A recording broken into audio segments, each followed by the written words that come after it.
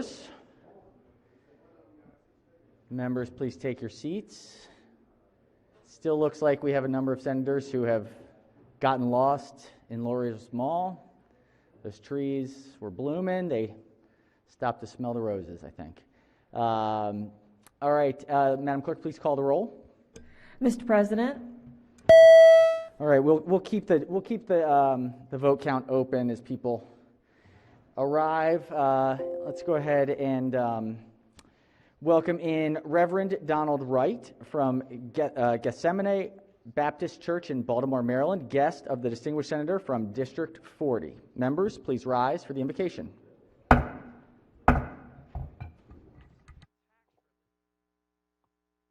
Let us pray.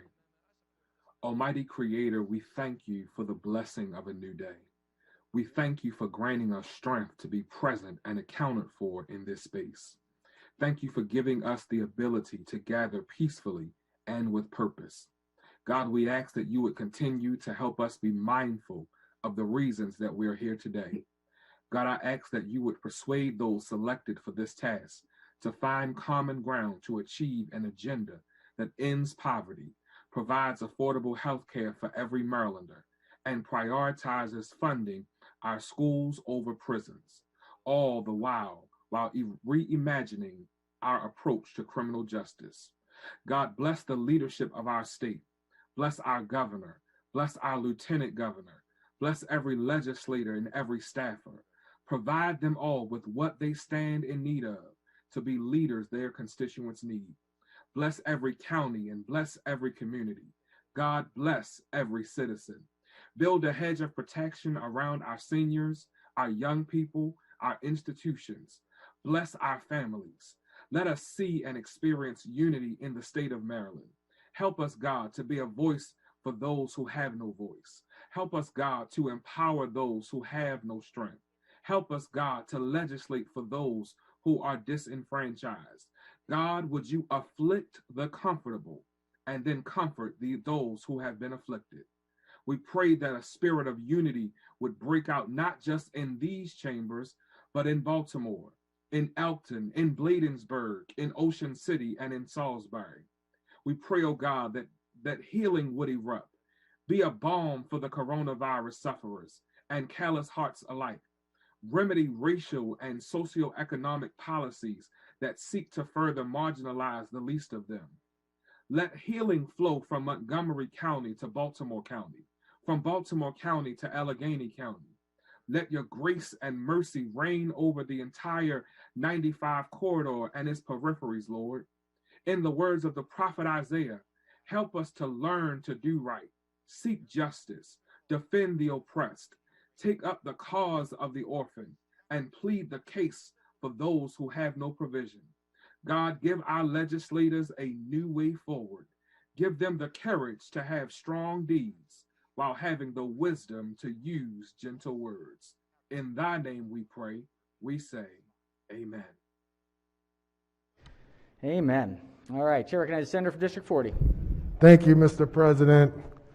Reverend Wright, although leading the flock of a very small congregation, is a mighty man of God and has exemplified his work even outside of the church walls. I first met Reverend Wright a couple of years ago when he organized local pastors for Souls to the Polls, and we're so grateful to have him share a mighty word that encompasses all of Maryland and his blessings. Mr. President, I move that we journalize the minister's prayer. Absolutely. Thank you, Senator. Thank you for inviting Reverend Wright to join us today and give us this invocation to kick this day off. Without objection, we will certainly journalize the Reverend's remarks this morning. We're all a little slower moving this morning. Yesterday was a long day, and committees, I know most committees were working after that long day. Let's give it just a moment before we take the call here. Has everyone recorded their presence? If so, the clerk will take the call.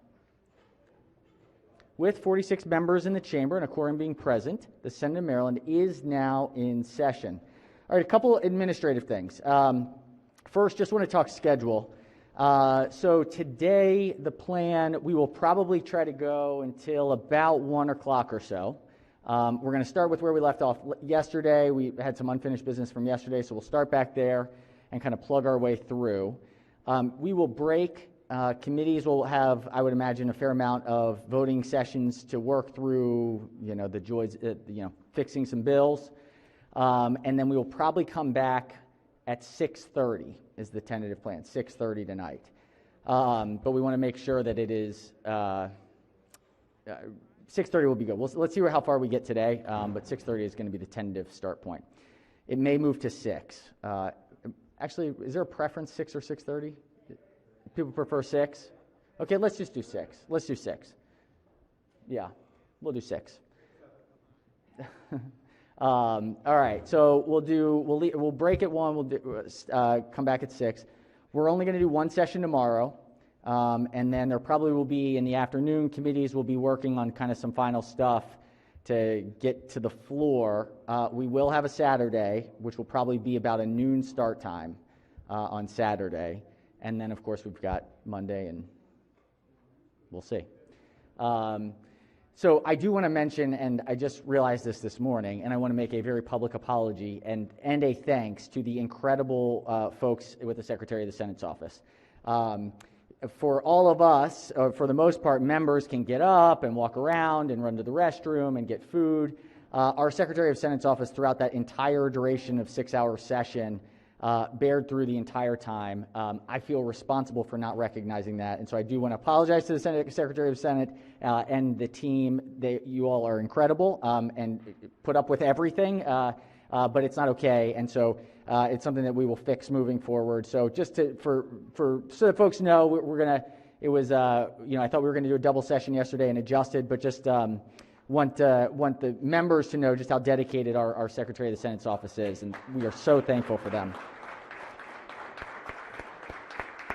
I mean, truly, it's amazing how much has to get done. And then a number of the bills that were presented, members of the Secretary of the Senate's office had to stick around hours afterwards, waiting for everything to get done. And so I don't think they left here until, I don't know, what was it, 10:30, 11? But late, very late. So, it's the people of Maryland are very, very, very fortunate to have such dedicated professionals. One other quick positive note, and members, you should have received this in email.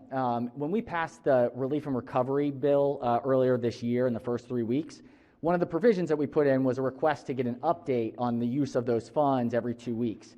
And an update was just recently provided yesterday. And I will say it is an incredibly detailed and gives very clear information, as much information as probably is practicable about where the status of each fund is, how much has gone out. And I just want to appreciate DBM for regularly staying on that and giving such a detailed amount. They've put up a website with a regularized update. It really is incredibly helpful. And, there are a lot of folks. We were able to help a lot of different people. And it's only as good as it gets out the door and gets to them. And so I think it has been very clear from my perspective that the administration has been working in good faith to make sure to get those dollars where they were intended to go. And so, I just want to publicly give them accolades for, one, getting the money out the door, but two, keeping it posted about where the money's going. So just want to make sure that is out and that members have a chance to take a look at that website. All right. I know everyone's tired. We're almost there. 5 days left. 5 days left. We're going to get there. And look, this has been a hard session. This has been a really, really, really tough session. It's all work, none of the fun of session. And, I think in this moment of a pandemic, unfortunately, I think that's what we expected. It's been even more intense, I think, with the issues, the intensity of the issues. So we're almost there. We're going to take deep breaths each day, keep our heads down, and just plow through and make our way through for the next 5 days because people in Maryland deserve it. So that's why we do this work. All right, any other announcements before we jump into things today? If not, without objection, so be considered the reading of the journal from the prior legislative day. Our first order of business is a message from the House of Delegates. This is Senate bills passed by yeas and nays. Clerk, read the bills. Senate Bill 61, Senator Lamb, Public Buildings Changing Facilities Requirements. Senate Bill 77, Senator Griffith, Energy Efficiency, Net Zero Homes, Contract Preferences. Majority Leader moves so be considered the reading of the bills. We've got some post-crossover bills here from the House. Calendar 34, clerk will read the bills. House Bill 108, Delegate Charkoudian, Behavioral Health Crisis Response Services Modifications. Majority Leader moves so be considered the reading of the bills. They will go to the Rules Committee. Let's go ahead and start with a consent calendar. This is a consent calendar from the Committee on Education, Health, and Environmental Affairs. The clerk will read the calendar.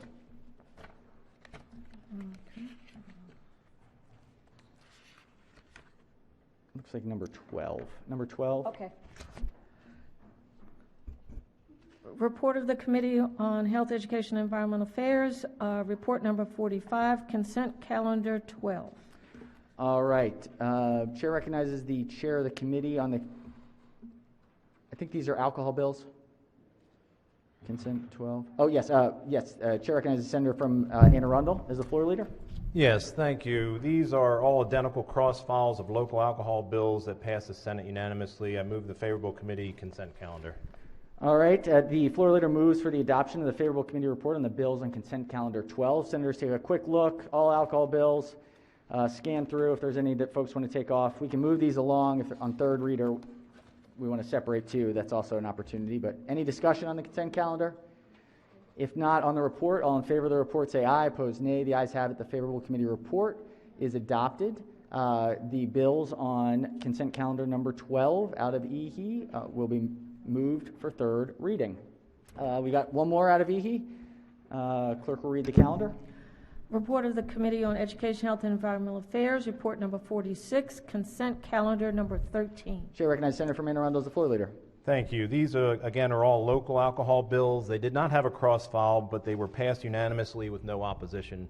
I move the favorable committee consent calendar. All right. Mr. President, Yes. Senator has moved for the adoption of the favorable committee report on the consent calendar. Chair recognizes the senator from District 19.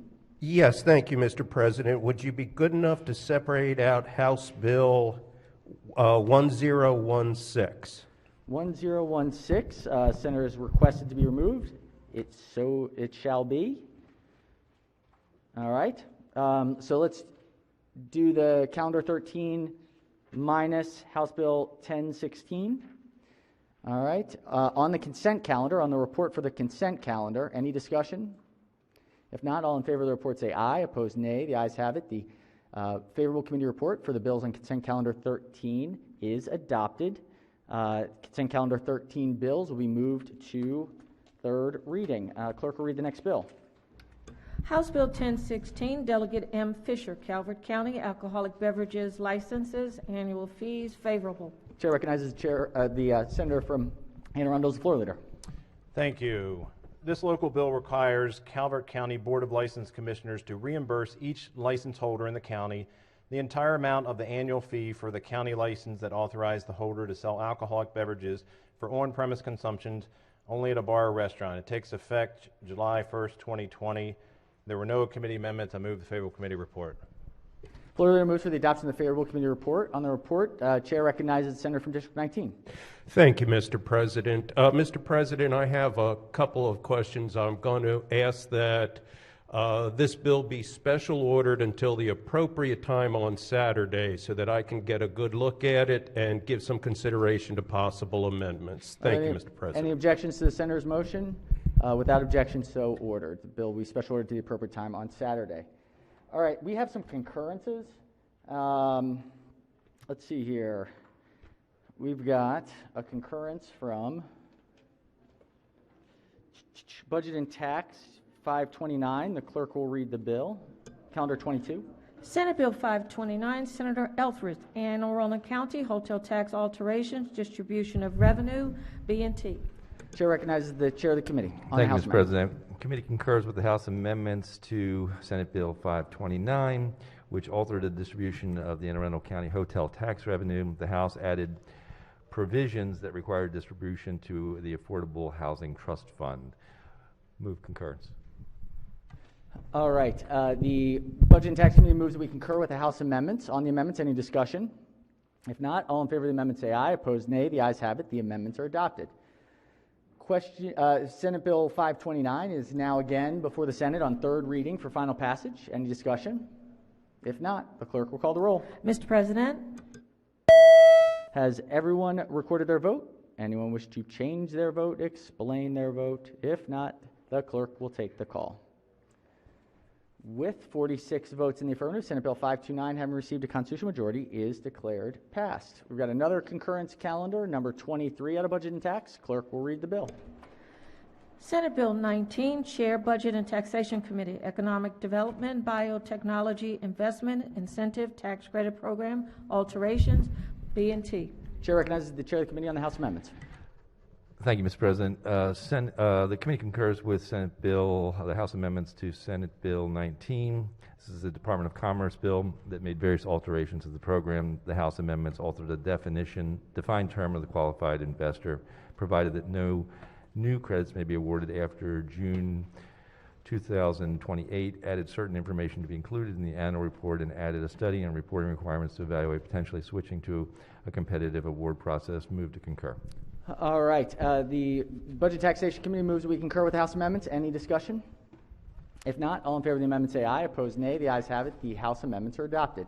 Senate Bill 19 is again before us on third reading for final passage. Any discussion? If not, the clerk will call the roll. Mr. President, Has everyone recorded their vote? Anyone wish to change their vote, explain their vote?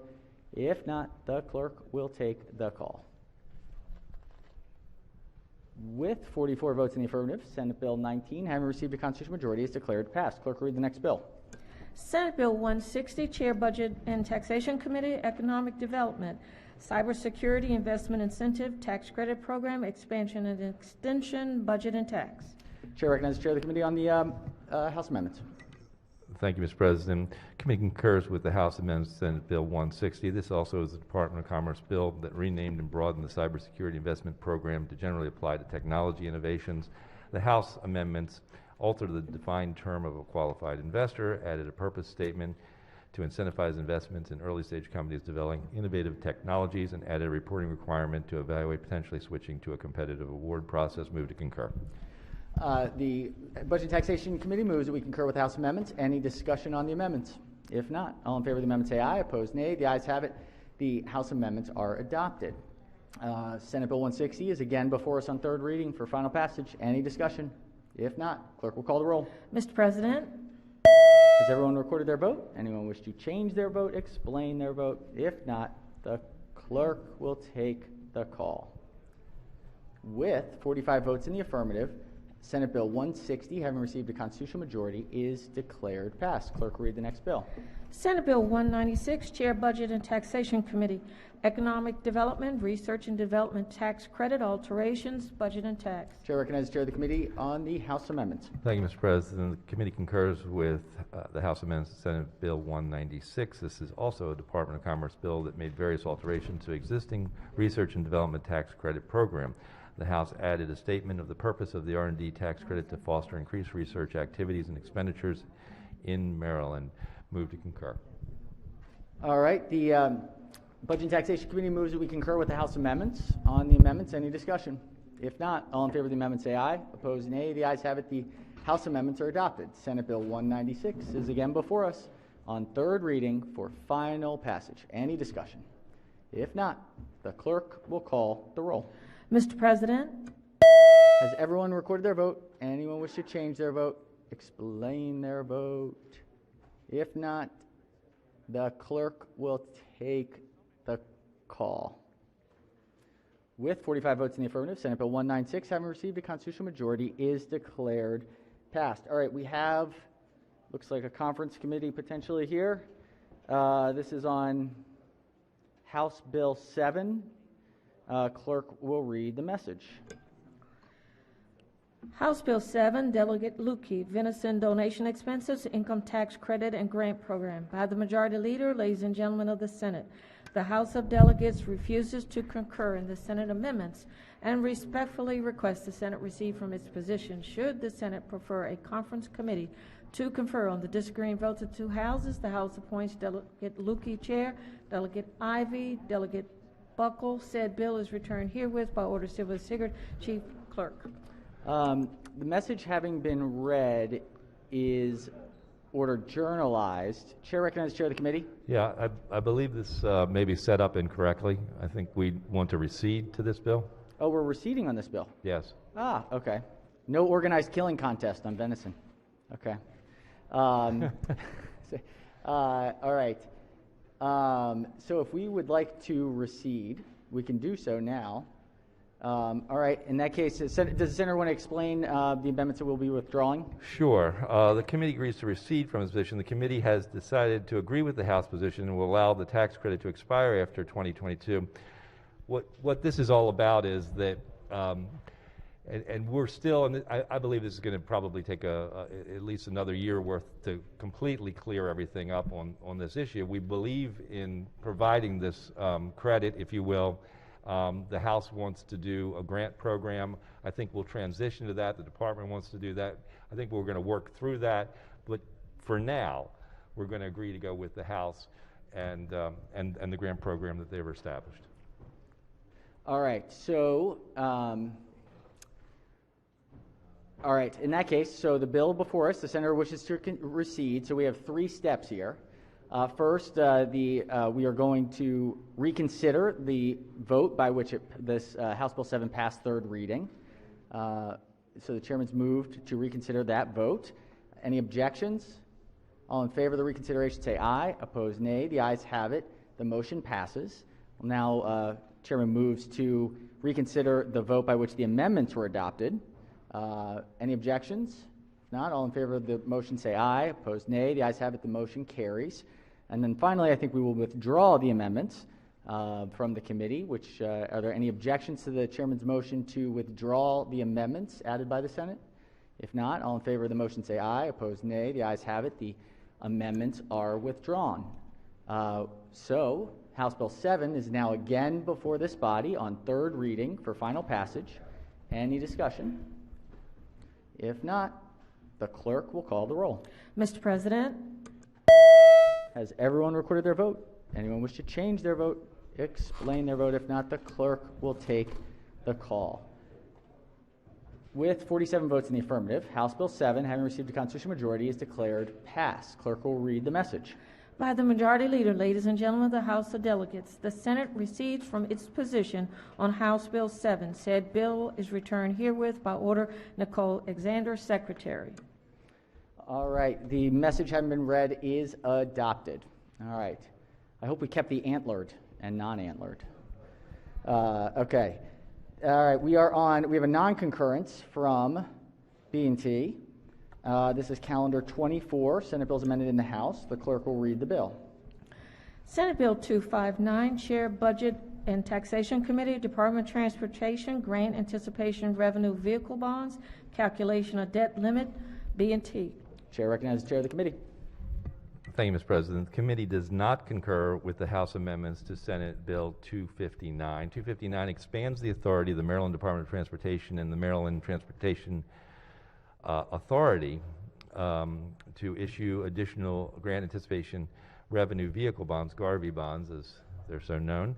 The House amendments actually limit the allowable uses, and we'd like to have a little chat with them about that.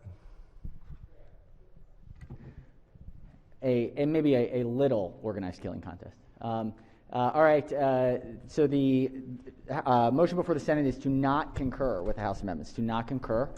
Any discussion? If not, all in favor of the motion say aye. Opposed, nay. The ayes have it. The motion carries. The clerk will read the message.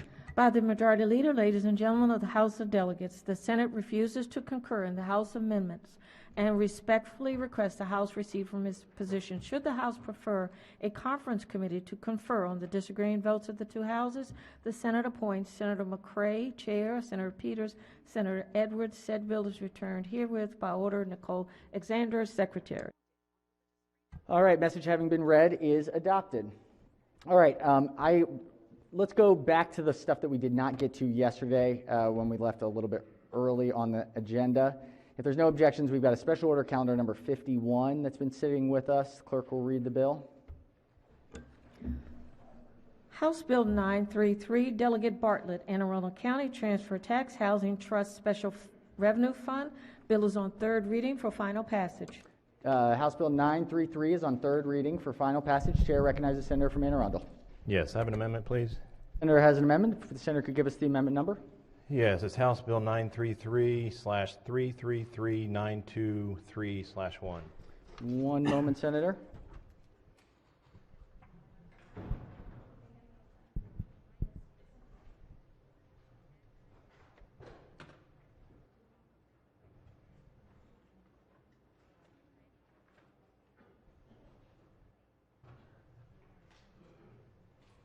Senator, can you read the number just one more time? Yes, House Bill 0933/333923/1. 923. Just a moment. All I know is I see a lot of amendments up there, which, whew, we got a long day.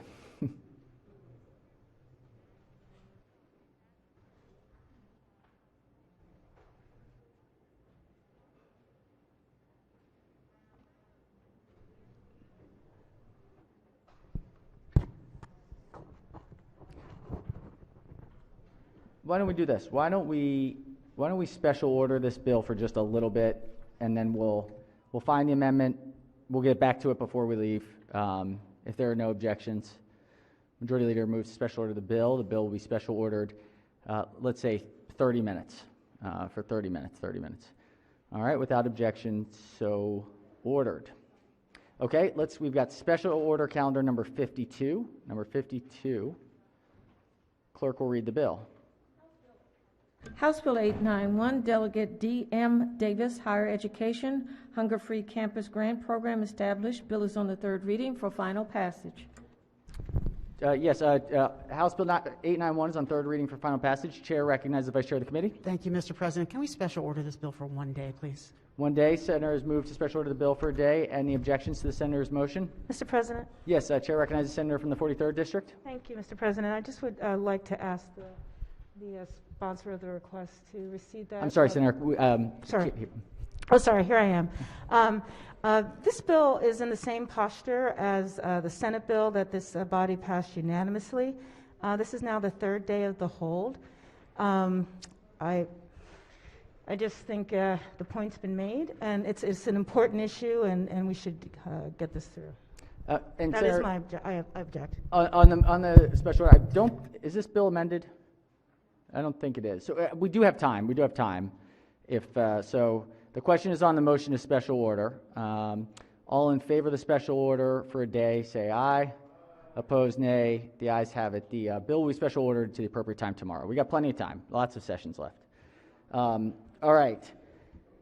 Oh, where are we? All right, let's get this. I think we had this yesterday. The third reading calendar number 29. How are we doing with quorum? Should we hit the bells? Let's do a quick, let's do the bells, quorum call before. Third reading calendar. Clerk will call the roll. Mr. President? Has everyone recorded their vote? Their presence, rather?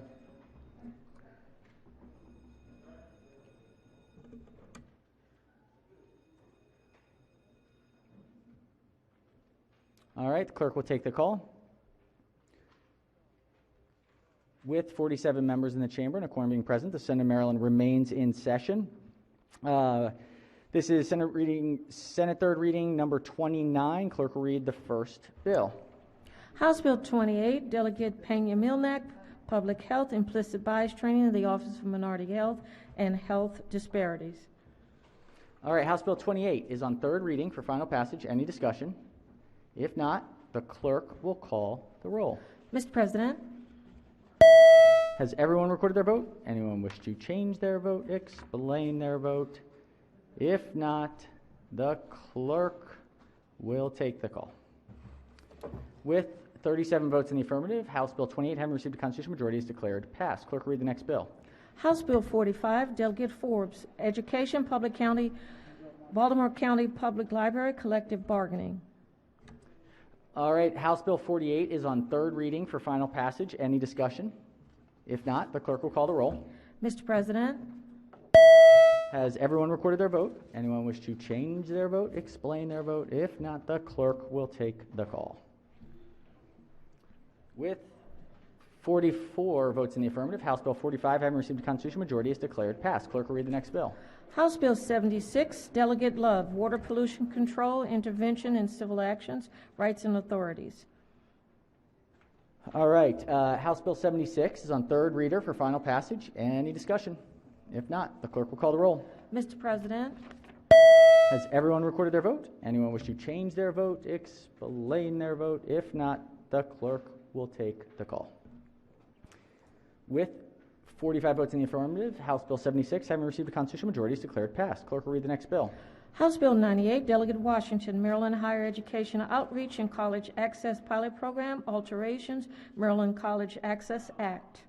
House Bill 98 is on third reading for final passage. Any discussion? If not, the clerk will call the roll. Mr. President, Has everyone recorded their vote? Anyone wish to change their vote, explain their vote? If not, the clerk will take the call. With 47 votes in the affirmative, House Bill 98, having received a constitutional majority, is declared passed. Clerk will read the next bill. House Bill 260, Delegate W. Fisher, Courts, Jury Service Disqualification. House Bill 260 is on third reading for final passage. Any discussion? If not, the clerk will call the roll. Mr. President, Has everyone recorded their vote? Anyone wish to change their vote, explain their vote? If not, the clerk will take the call. With 37 votes in the affirmative, House Bill 260, having received a constitutional majority, is declared passed. Clerk will read the next bill. House Bill 319, Delegate Polakovich Carr, Local Tax Relief for Working Families Act of 2021. House Bill 319 is on third reading for final passage. Chair recognizes the Minority Leader. Thank you, Mr. President. I have an amendment. Senator has an amendment. Number of the amendment, Senator. It's House Bill 319-113-727/1. All right, I think we got it. Give us one moment.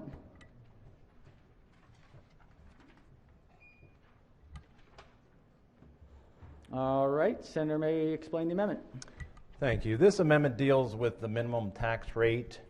Let me start by saying a multi-tiered tax bracket that provides relief to low earners is a good approach, as we have used at the state level.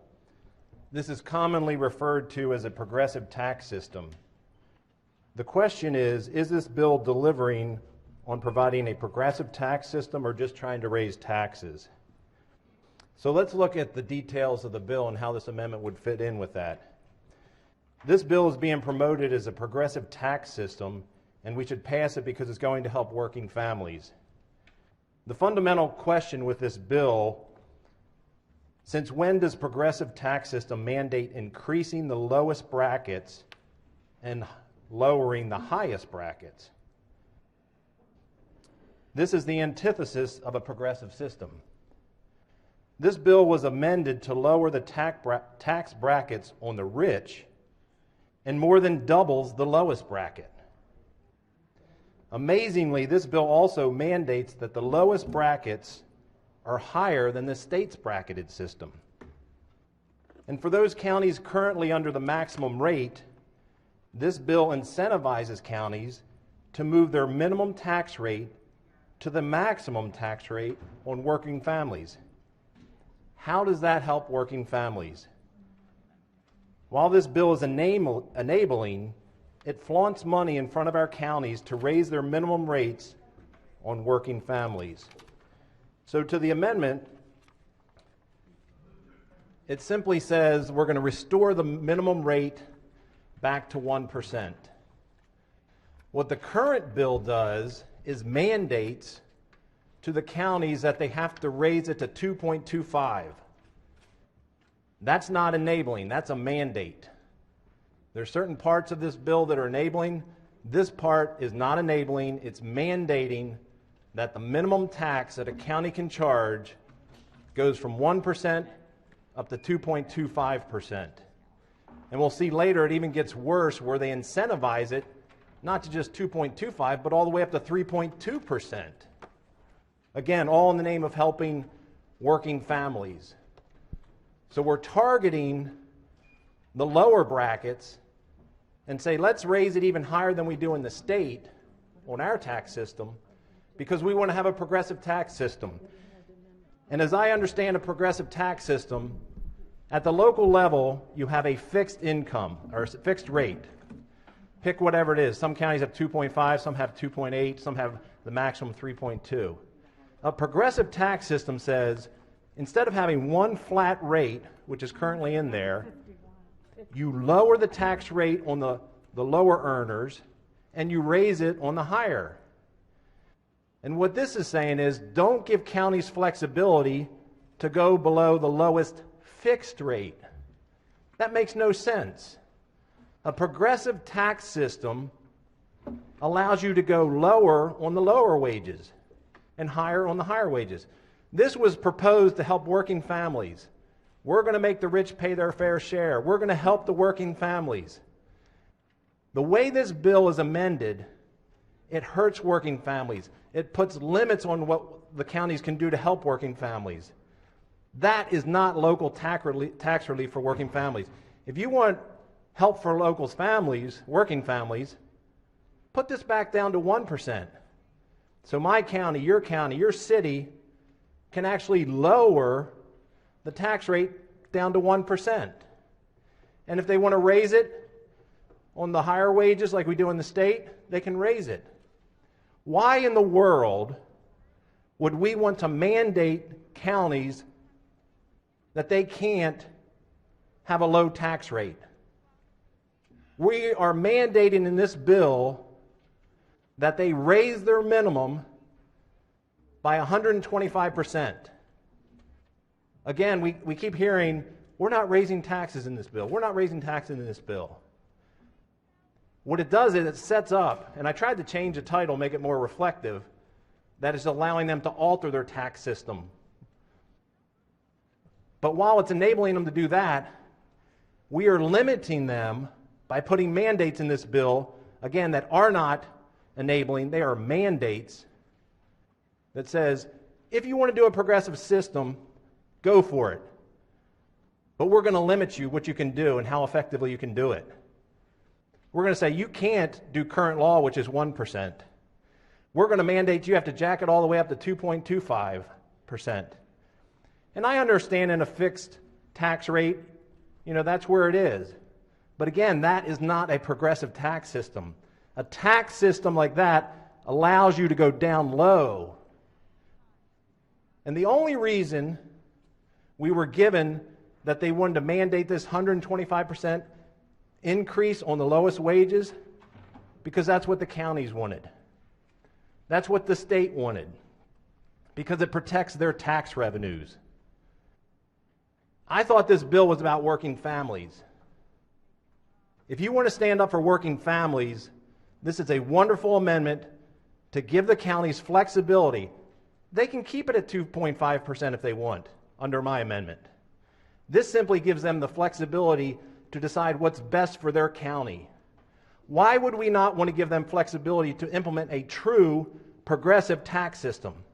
Why would we want to mandate to counties, we're going to tell you you can do it, but we're not going to let you lower the rate on the lowest income? Makes no sense to me. And for the working families, I ask that you adopt this amendment. Thank you. Thank you, Senator. Senator moves the amendment. Chair recognizes the floor leader. Thank you very much, Mr. President. I urge my colleagues to vote red on this amendment. It's well-meaning. If I had my way, I would make the local income tax and the state income tax, frankly, more progressive than it is, and that's for another bill and another day. And I hope we will get to that other bill and another day because it's important to do. But this bill, remember, doesn't raise anybody's taxes. It's totally enabling for the local governments. Today, the lowest rate at the local level in the state is at 2.5%. It allows counties to keep it there. But what it does do is the bill allows counties which are at the maximum to bring down the tax rate for lower income and working class taxpayers. And it allows counties that are not at the 3.2 maximum right now, if they do want to raise more revenue or they want to cut taxes, they then can do it in a progressive way. This amendment is not needed. This amendment is not helpful, and I urge you to vote against it. All right. On the amendment, any further discussion? Are there any senators who have not yet spoken who wish to speak? If not, the chair recognizes the maker of the amendment. Thank you. And I'm not going to talk long about this, but I just ask for common sense. The floor leader said this doesn't help. The question is, who doesn't it help? It certainly helps working families. It gives counties flexibility. Why would we not want to give counties flexibility to help our lowest wage earners? I didn't hear any explanation for that. It just says it doesn't help. What it does help, if you don't do this, it helps your local counties, helps the state to keep more revenue in their coffers. And as far as the maximum rate, they said, well, 2/3 of the population of Maryland live in a jurisdiction that are already at the maximum rate. So the only way they could get a tax release is if they would lose revenue for their state or county. There wasn't a single jurisdiction that came in and said, we want to lose revenue, and that's exactly what we'll do. We're going to lose revenue by enacting this. Actually, they came in opposite to that. Montgomery County came in and testified, said, if you just leave it at the maximum rate, 3.2, which this bill is amended to, that's a problem because we will lose revenues. We don't like that. We want you to do the way the original bill came in. This simply stands up for working families, gives counties options, and again, it's not enabling. This part of the bill is a mandate to say that you can't have the flexibility. So I'd appreciate you standing up for what I believe is for the working families. Thank you. Thank you, Senator. All right, on the amendment, any further discussion? If not, all in favor of the amendment, Senator's requested a roll call vote. Clerk will call the roll. Mr. President? Has everyone recorded their vote? Anyone wish to change their vote? Explain their vote? If not, the clerk will take the call. Oh, did somebody explain vote? No. All right. With 26 votes in the negative, the senator's amendment fails. Are there any?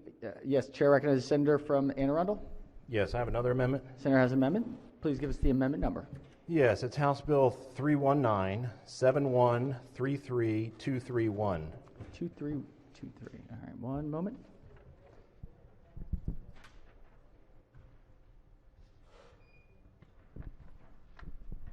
Senator may explain the amendment. Thank you, Mr. President. One provision of this current amended bill incentivizes counties to raise the minimum tax. We just rejected an amendment that would allow working families to only have 1% in the progressive tax. Now it's mandated to be 2.5.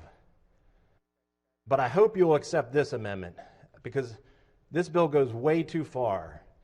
It incentivizes our counties and Baltimore City to go to the maximum, 3.2%, on the lowest wage earners. The maximum, the same that the rich are paying. That's what is incentivized in this bill. So this amendment simply protects the working family from that incentive and leaves it in there for the rich. So currently, if a county raises it to 2.8% under this bill, a county will be able to collect 20% of the grant money. If they raise it to 2.9, they'll be able to get 40%. And if they raise the minimum rate to 3.1, the county will be able to get 75% of the grant money. That's a pretty good incentive. And that's on everybody. Whether you're rich, poor, they have to raise it. So this amendment simply removes targeting our working class in these increased minimum rates. This amendment would change it to targeting high wage earners. So specifically to the amendment, they would get the grant if the county income rate imposed on taxable income greater than $500,000 is at least 2.8, would get 23%, would get 40, and 3.2. So basically what this is saying is, if the counties raise their rate to the same that are in this bill, on those making over $500,000, the counties will get their grant money. It takes the working family out of that equation. Under this bill, it targets our working family, and those rates are encouraged to go higher on our working families. If you're truly trying to have a progressive system, stop targeting our working families, our low-wage earners. This amendment will do that. It'll allow you just to target those making over $500,000. And I ask for your consideration.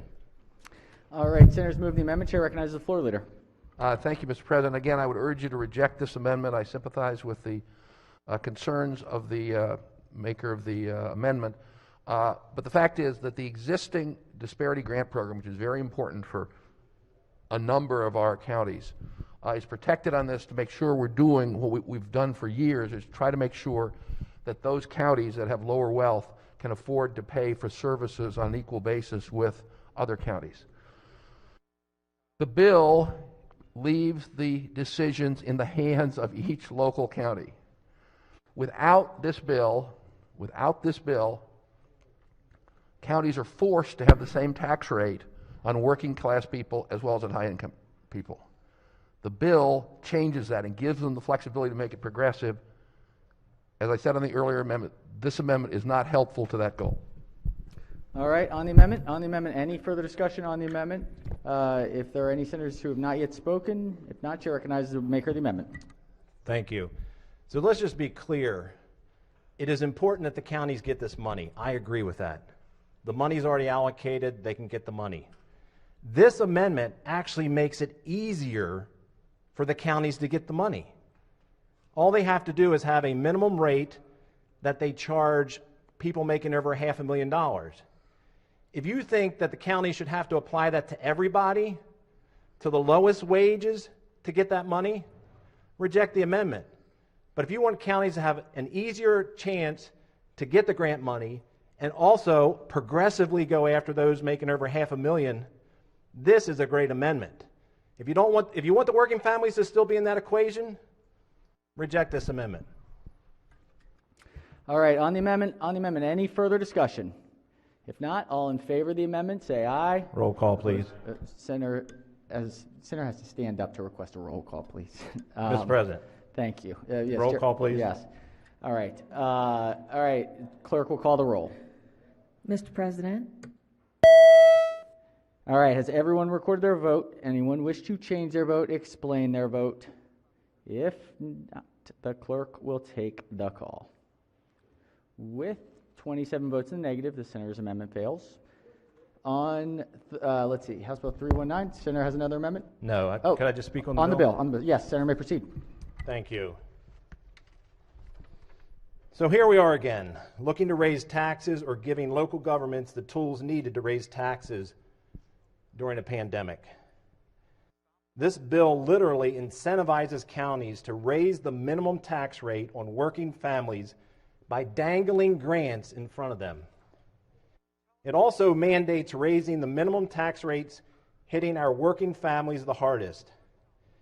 In a true progressive tax system that wants to help low-income and working families, one would lower the minimum tax rate. This does just the opposite. There is nothing in this bill to prohibit tax increases, and the committee's actions taken to amend this bill show higher taxes are coming. Counties testified that they were supportive of a progressive tax bracket system that would help working families and raise taxes on the rich to pay their fair share. This bill has been amended to hit the working families and give a pass on the rich by amending out the increased tax rate on the rich. Given the large unfunded mandates the state has placed on counties, including billions for Kerwin, no county is looking to lower revenues in their jurisdiction.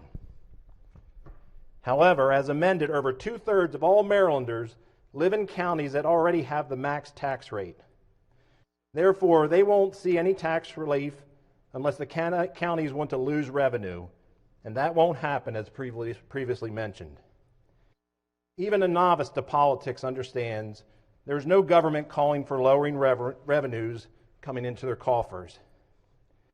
In addition, while this amended bill protected the rich, it pummeled the working families with increasing the minimum rate of county must impose on them from 1% to 2.5%. Further whacking working families, the amended bill encourages counties to increase the minimum tax rate from 1% to the maximum rate of 3.2%. This amended bill even offers local governments piles of money if they raise the minimum tax on working families. In fact, they incentivize governments to raise the minimum tax to what the rich would pay. So much for a progressive tax system. Raise the lower tax rate by more than double and encourage governments to raise the tax to what they are taxing the rich. Is that what you understand a progressive tax system to be? When I look at the promises in the title of this original bill versus the amended bills, here's what is before us. Instead of lowering tax rates on lower income, this mandates the minimum tax rate must be increased to more than double current rate, taking away the county's ability to lower rates on working families. Instead of increasing taxes on the higher earners and having the rich pay their fair share, as proponents claim the need for this bill, it was amended to lower the tax rate on the rich back to the current rate. Instead of lowering the tax rates on working families, this increases the minimum tax rate above even the state's minimum tax rate. This bill gives local governments all the tools and mandates to raise taxes, especially on working families. It was stated this bill does not raise taxes, it gives the tools and authority to do so. It's like dumping gas on a pile of dry wood and handing someone the match, then after the fire is blazing, say, "We didn't start the fire." We already seen $250 million in new taxes at the beginning of this session on digital advertising, digital downloads such as Netflix, Hulu, Prime Video, ebooks, e-music, etc., etc. Now on the way out of session, this bill will hit more people with authorized taxes. I hope the governor vetoes this bill and we can have this debate all over again next year during election year. To summarize, when you look at the key provisions of this bill, it's very telling. The difference of the original bill and the amended bill before us. 1, amended to reduce the highest tax on the rich. 2, amended to incentivize local governments to raise taxes on working families up to 3.2 maximum rate. And 3rd, it doubles down on increasing tax rate on working families. This body rejected efforts to restore the 1% tax rate for our lowest bracket from the bill's 2.25 mandate, rejected efforts to remove incentives, raising the minimum tax to 3.2 on working families, rejected efforts to limit incentives only to the highest brackets, and lastly, ensures actions are revenue neutral. That was rejected as well. And we're supposed to believe this is a progressive tax system. In what world does a progressive tax system raise the rates on the poor, lower the brackets on the rich, and incentivize counties to raise taxes on the working class to the maximum rate? The proponents would like you to look at the shiny title and not the details of the bill. This is a good concept, but fails miserably on implementing what the bill proposes to do. The question is, do we want to pass a bill with a nice title or a bill that actually achieves a progressive tax system like we have at the state level? Again, when 2/3 of Marylanders live in jurisdictions where politicians have set tax rates to the maximum allowed by current law, it concerns me that we are relying on politicians to not raise taxes, especially when we see politicians already have a propensity to raise taxes to whatever the limits we set. We are told this bill doesn't raise taxes and only gives authority to raise and lower taxes with a bent to provide relief on working families. Yet everything in this bill points to raising taxes, mandating higher minimum rates, mandated higher rates greater than the state, and encouraging higher minimum rates for everyone. We are asked just to trust local politicians that they won't use their taxing authority despite the mandates and financial incentives for them to raise taxes on all. This bill completely misses its target of a progressive tax system, hurts working families, and should be voted down. I will be voting red. Thank you. Thank you, Senator. All right, Chair recognizes the Chair of the Committee. Thank you, Mr. President. The minority leaders laid out an extensive analysis of this from his perspective. The reality is that I do not believe anyone's taxes in this bill are going to be raised. The individual counties will have the authority to move and do bracket work. I think what I would ask the body to consider is the fact that the committee has spent an enormous amount of time trying to figure out the puts and takes of all this. We have a disparity program that redistributes, and I heard the minority leader support the idea of redistributing wealth within our system. Redistributing wealth within our system. I actually support that also. I'm glad to hear that he does too. In that process, and the complication of that process, is trying to ensure that that everyone makes forth an effort to, as they deal with their individual budgets in their local jurisdictions. This is not an easy thing to figure out. There's no question about it. But at the end of the day, I believe this bill does what it is intended to do and give the local governments the authority to create a more progressive system. And with that, Mr. President, that is why I'm supporting passage of this bill. Thank you, Senator. All right, on the bill, third reader, final passage. Any further discussion? If any senators wish to speak who have not yet spoken, if not, the Chair recognizes Senator from Anne Arundel. Thank you. This will be my last comment on it. And appreciate my good friend there at the chair. I just wanted to clear up so we had it clear what our positions were on the bill. I don't support redistribution of wealth, but what I do support is a progressive tax system that allows the counties the option to lower the tax rate on lower wage earners. That's how I hope our county would do it. But the problem with this bill is it just set the target to raise taxes. I think I've laid it out pretty clear, all the flaws in this bill, all the mandates we put on them, and how it doesn't line up with what they're saying they want it to do. Thank you, Senator. All right, on the bill, any further discussion? If not, the clerk will call the roll. Mr. President, Has everyone recorded their vote? Anyone wish to change their vote, explain their vote? If not, the Chair recognizes Senator from Montgomery County to explain his vote. Thank you very much, Mr. President. I think the chair of the Budget and Taxation Committee really highlighted the fact that this has nothing to do with raising taxes. That is not the bill in front of us.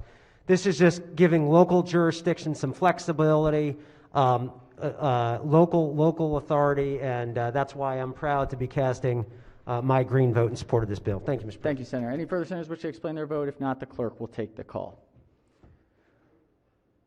With 30 votes in the affirmative, House Bill 319, having received a constitutional majority, is declared passed. Clerk will read the next bill. House Bill 419, Delegate Chi, Economic Development, Advanced Clean Energy and Clean Energy Innovation, Investments and Initiatives. House Bill 419 is on third reader for final passage. Any discussion? If not, the clerk will call the roll. Mr. President, Has everyone recorded their vote? Anyone wish to change their vote, explain their vote? If not, the clerk will take the call. With 45 votes in the affirmative, House Bill 419, having received a constitutional majority, is declared passed. Clerk will read the next bill. House Bill 457, Delegate Dumais, Insurance, Application of Premium Tax, Continued Exclusion of Maryland Automobile Insurance Fund. House Bill 457 is on third reading for final passage. Any discussion? If not, the clerk will call the roll. Mr. President, Has everyone recorded their vote? Anyone wish to change their vote? Explain their vote. If not, the clerk will take the call. With 47 votes in the affirmative, House Bill 457, having received a constitutional majority, is declared passed. Clerk will read the next bill. House Bill 554, Delegate Pena-Melnick, Division of Consumer Protection, Assisted Living Programs. House Bill 554 is on third reading for final passage. Any discussion? If not, the clerk will call the roll. Mr. President, Has everyone recorded their vote? Anyone wish to change their vote, explain their vote? If not, the clerk will take the call. With 47 votes in the affirmative, House Bill 554, having received a constitutional majority, is declared passed. Clerk will read the next bill. House Bill 562, Montgomery County Delegation, Montgomery County Speed Limits Establishment, Montgomery County 221. House Bill 562 is on third reading for final passage. Any discussion? If not, the clerk will call the roll. Mr. President, Has everyone recorded their vote? Anyone wish to change their vote, explain their vote? If not, the clerk will take the call. With 47 votes in the affirmative, House Bill 562, having received a constitutional majority, is declared passed. Clerk will read the next bill. House Bill 565, Delegate Charkoudian, Health Facilities, Hospitals, Medical Debt Protection. House Bill 565 is on third reading for final passage. Any discussion?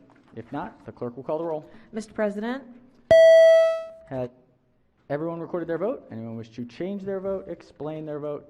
If not, the clerk will take the call. With 47 votes in the affirmative, House Bill 565, having received a constitutional majority, is declared passed. Clerk will read the next bill. Oh, that's it on that calendar. All right. We do have that special order calendar back, and we found that amendment. So if we could bring back up calendar number 51. Clerk will read the bill. House Bill 933, Delegate Bartlett, Anne Arundel County Transfer Tax Housing Trust Special Revenue Fund. Bill is on third reading for final passage. All right, the bill's on third reading. Chair recognizes the minority leader has an amendment. If the senator wants to read the amendment number just one more time. Sure. It's House Bill 933, 333-923/1.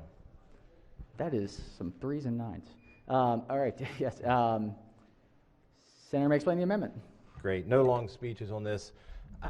As I started looking at this again, I just had real concern about giving unlimited taxing authority to our county. We were going to meet as a delegation, got very busy, so we decided to do it on the floor.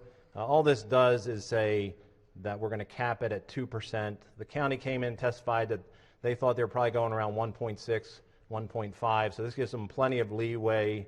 So it just puts a cap on it, and if they want to go higher, they just come back to the state and make their case for it. Thank you.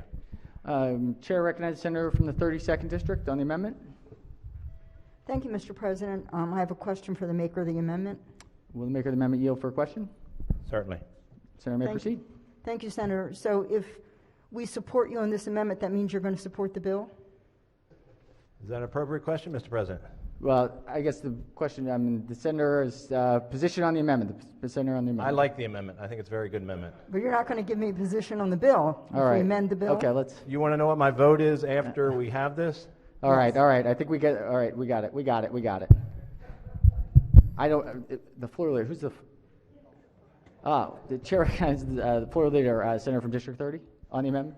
Thank you very much, Mr. President. I'd first like to thank the maker of the amendment for sharing it with me. We've had a couple of discussions about it so far, but I would like to urge the body to resist this amendment. We've heard the bill in both forms, through the delegation, through committee, through the floor. We're now on the 86th day. Speaking with the county executive who requested this bill, I don't think their intention is to go anywhere near even the ceiling of 2% that the amendment suggests. So I believe the amendment is a moot policy point, and I urge the body to resist it. Thank you, Mr. President. Thank you, Senator. All right, on the amendment, any further discussion? If not, on this Senator, yes, Chair recognizes Senator from Yes, maker of the can I amendment. just have a roll call, please? Senator requests a roll call. Clerk will call the roll. Mr. President, Has everyone recorded their vote? Anyone wish to change their vote? Change their vote, explain their vote? If not, the clerk will take the call. With 31 votes in the negative, the senator's amendment fails. House Bill 933 remains on third reading for final passage. Any further discussion? If not, the clerk will call the roll. Mr. President, Has everyone recorded the vote? Anyone wish to change their vote, explain their vote? If not, the clerk will take the call. With 32 votes in the affirmative, House Bill 933, having received a constitutional majority, is declared passed. All right, we've got the next one is from yesterday is calendar 30, third reading calendar 30. Clerk will read the first bill. House Bill 601, Delegate Kipke, Pharmacy Benefits Managers Revisions. All right, House Bill 601 is on third reading for final passage. Any discussion?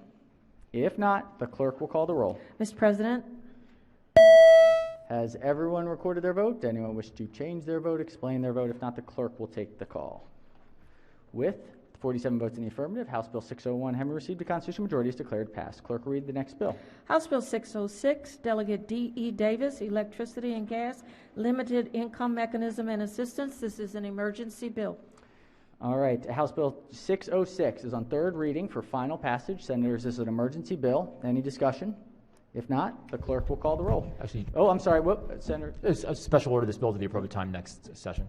All right, let's just take a step. Senators move to special order the bill till the appropriate time next. Oh, actually, I'm sorry. Actually, withdraw that motion. Sorry, I'm sorry. Senator withdraws the motion. Senator Okay. Hold on. Yeah. All right. My apologies. On the bill, third reading. Clerk will call the roll. Mr. President, Clerk will call the roll. Has everyone recorded their vote? Anyone wish to change their vote, explain their vote? All right, Senators, come on. Let's go.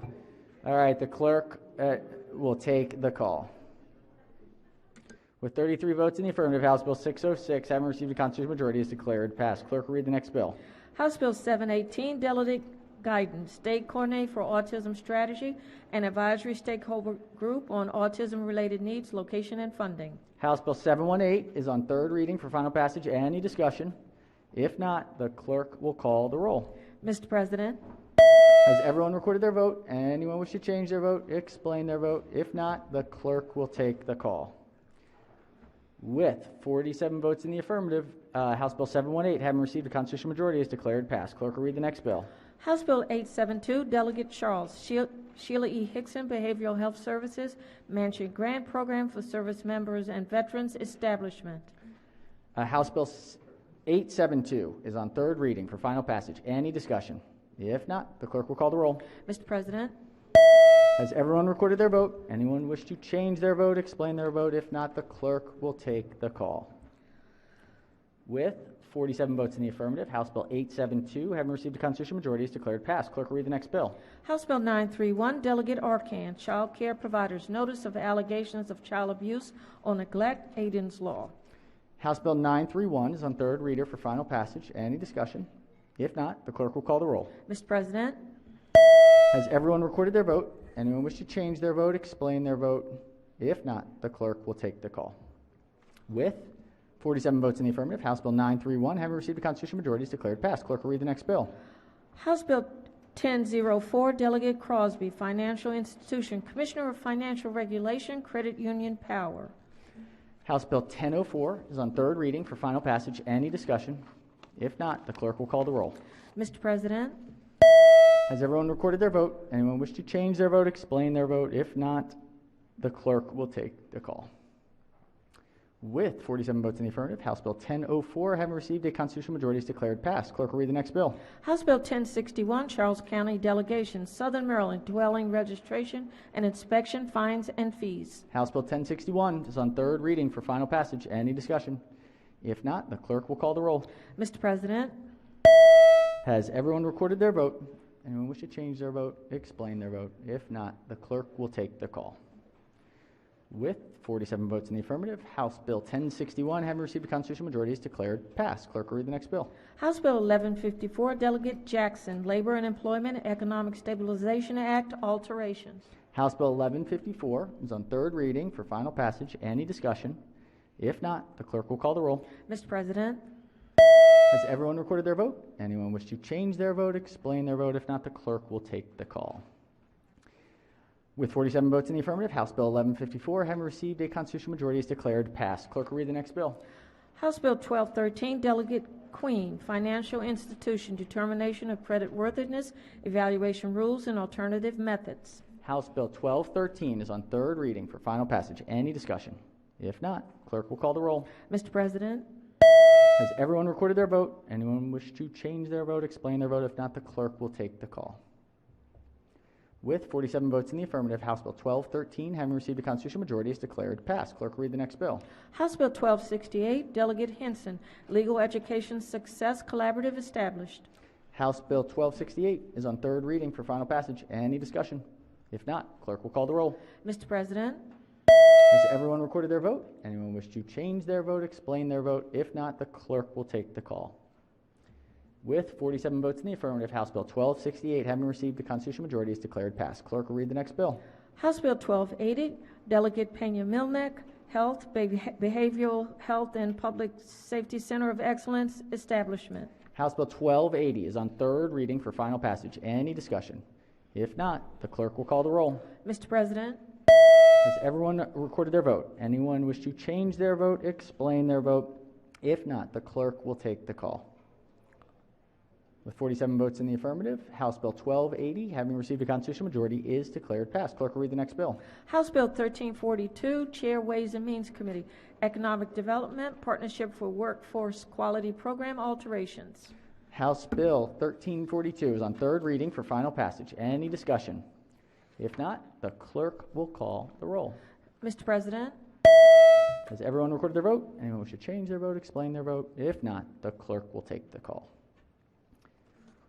With 47 votes in the affirmative, House Bill 1342, having received a constitutional majority, is declared passed. All right, we've got one more from yesterday. This is 31, third reading calendar 31. Clerk will read the first bill. House Bill 2, Delegate Corman, Maryland Environmental Service Reform Act of 2021. This is an emergency bill. House Bill 2 is on third reading for final passage. Any discussion? If not, the clerk will call the roll. Mr. President, Has everyone recorded their vote? Anyone wish to change their vote, explain their vote? If not, the clerk will take the call. With 47 votes in the affirmative, House Bill 2, having received a constitutional majority, is declared passed. Clerk will read the next bill. House Bill 89, Delegate Wilkins, Correctional Services, Diminution Credits, Education. House Bill 89 is on third reading for final passage. Any discussion? If not, the clerk will call the roll. Mr. President, Has everyone recorded their vote? Anyone wish to change their vote, explain their vote? If not, the clerk will take the call. With 47 votes in the affirmative, House Bill 89, having received a constitutional majority, is declared passed. Clerk will read the next bill. House Bill 189, Delegate Sheep, Mobile Laundry for the Homeless Pilot Program. House Bill 189 is on third reading for final passage. Any discussion? If not, the clerk will call the roll. Mr. President, Has everyone recorded their vote? Anyone wish to change their vote, explain their vote? Chair, in explaining his vote, we were able to use casino monies down impact funds for a mobile laundry service, and it was amazing how much of a difference it made. I'm just having, it was a shower laundry available to be there and just stabilizing. So look forward to seeing this one work. All right, any further explanations of vote? If not, the clerk will take the call. Mr. President, With 46 votes in the affirmative, House Bill 189, having received a constitutional majority, is declared passed. Clerk will read the next bill. House Bill 289, Delegate Atterbury, Peace Offers Workplace Violence. House Bill 289 is on third reading for final passage. Any discussion? If not, the clerk will call the roll. Mr. President, Has everyone recorded their vote? Anyone wish to change their vote, explain their vote? If not, the clerk will take the call. With 47, we think? 47 votes in the affirmative, House Bill 289, having received a constitutional majority, is declared passed. Clerk will read the next bill. House Bill 307, Delegate Rosenberg, Maryland Technology Internship Program, Qualifications for Participation, Alterations. Chair recognizes the senator from District 9.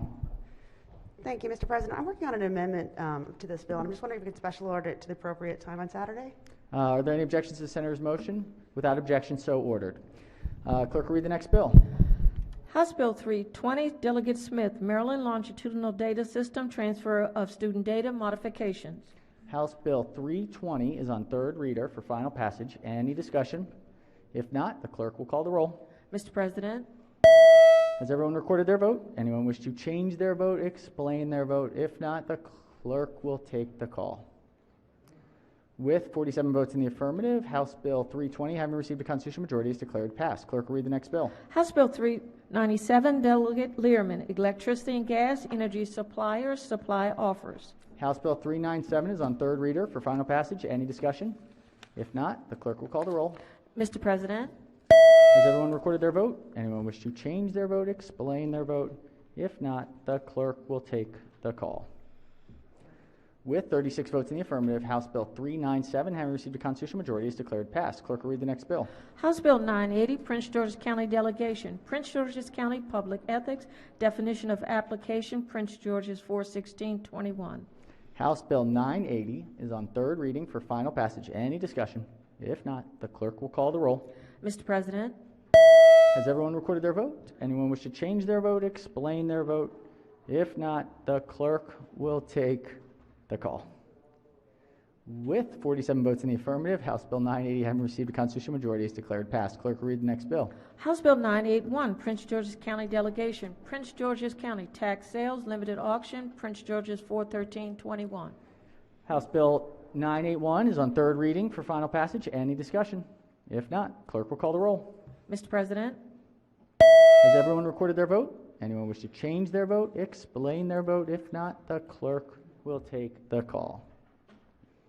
With 47 votes in the affirmative, House Bill 981, having received a constitutional majority, is declared passed. Clerk will read the next bill. House Bill 1347, Delegate Barvey, Real Property, Impermissible Restrictions on Use, Portable Basketball Apparatuses. House Bill 1347 is on third reading for final passage. Any discussion? If not, the clerk will call the roll. Mr. President, Has everyone recorded their vote? Anyone wish to change their vote, explain their vote? If not, the clerk will take the call. With 47 votes in the affirmative, House Bill 1347, having received a constitutional majority, is declared passed. All right, we have a concurrence calendar out of, looks like B&T and Finance. Mr. President? Oh, yes, Chair recognizes Senator from District 5. Was waiting for the appropriate time. Wanted Yes. to see if I could change a vote quickly. Proceed, Senator. House Bill 76, I'd like to be recorded red, green to red. 76 from green to red. Thank you. Any objections to the senator's motion? Without objection, so ordered. Any other missed votes or issues? All right, let's go to this concurrence calendar. This is Senate bills amended in the House. Number 25. Clerk will read the first bill. Senate Bill 919, Senator Gallion, Horse Racing, Fair Hill Natural Resources Management Area, Budget and Taxation. Chair recognizes the Chair of the Committee on the House Amendments. Thank you, Mr. President. The committee concurs with House amendments to Senate Bill 919. As passed by the Senate, 919 altered provisions of law relating to horse racing at the Fair Hill Natural Resources Area and mandated the governor include certain amounts in future budgets for the property. The House struck the budget mandates. We still think the program is going to move forward, so we're pleased to be seeing the upcoming races and events at that facility. Move to concur. All right, the Budget and Taxation Committee moves so that we concur with the House amendments. Any discussion on the amendments? If not, all in favor of the amendment say aye. Opposed, nay. The ayes have it. The House amendments are adopted. Senate Bill 919 is again before us on third reading for final passage. Any discussion? If not, clerk will call the roll. Mr. President, Has everyone recorded their vote? Anyone wish to change their vote, explain their vote? If not, the clerk will take the call. With 46 votes in the affirmative, Senate Bill 919, having received a constitutional majority, is declared passed. Clerk will read the next bill.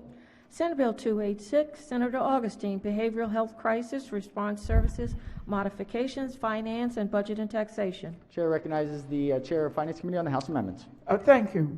Senate Bill 286 alters the Behavioral Health Crisis Response Grant Program by 1, altering the criteria for grant proposals and priorities for awarding grants to local behavioral health authorities, and 2, by extending the requirement that the governor provide an appropriation for the program through fiscal year 2025.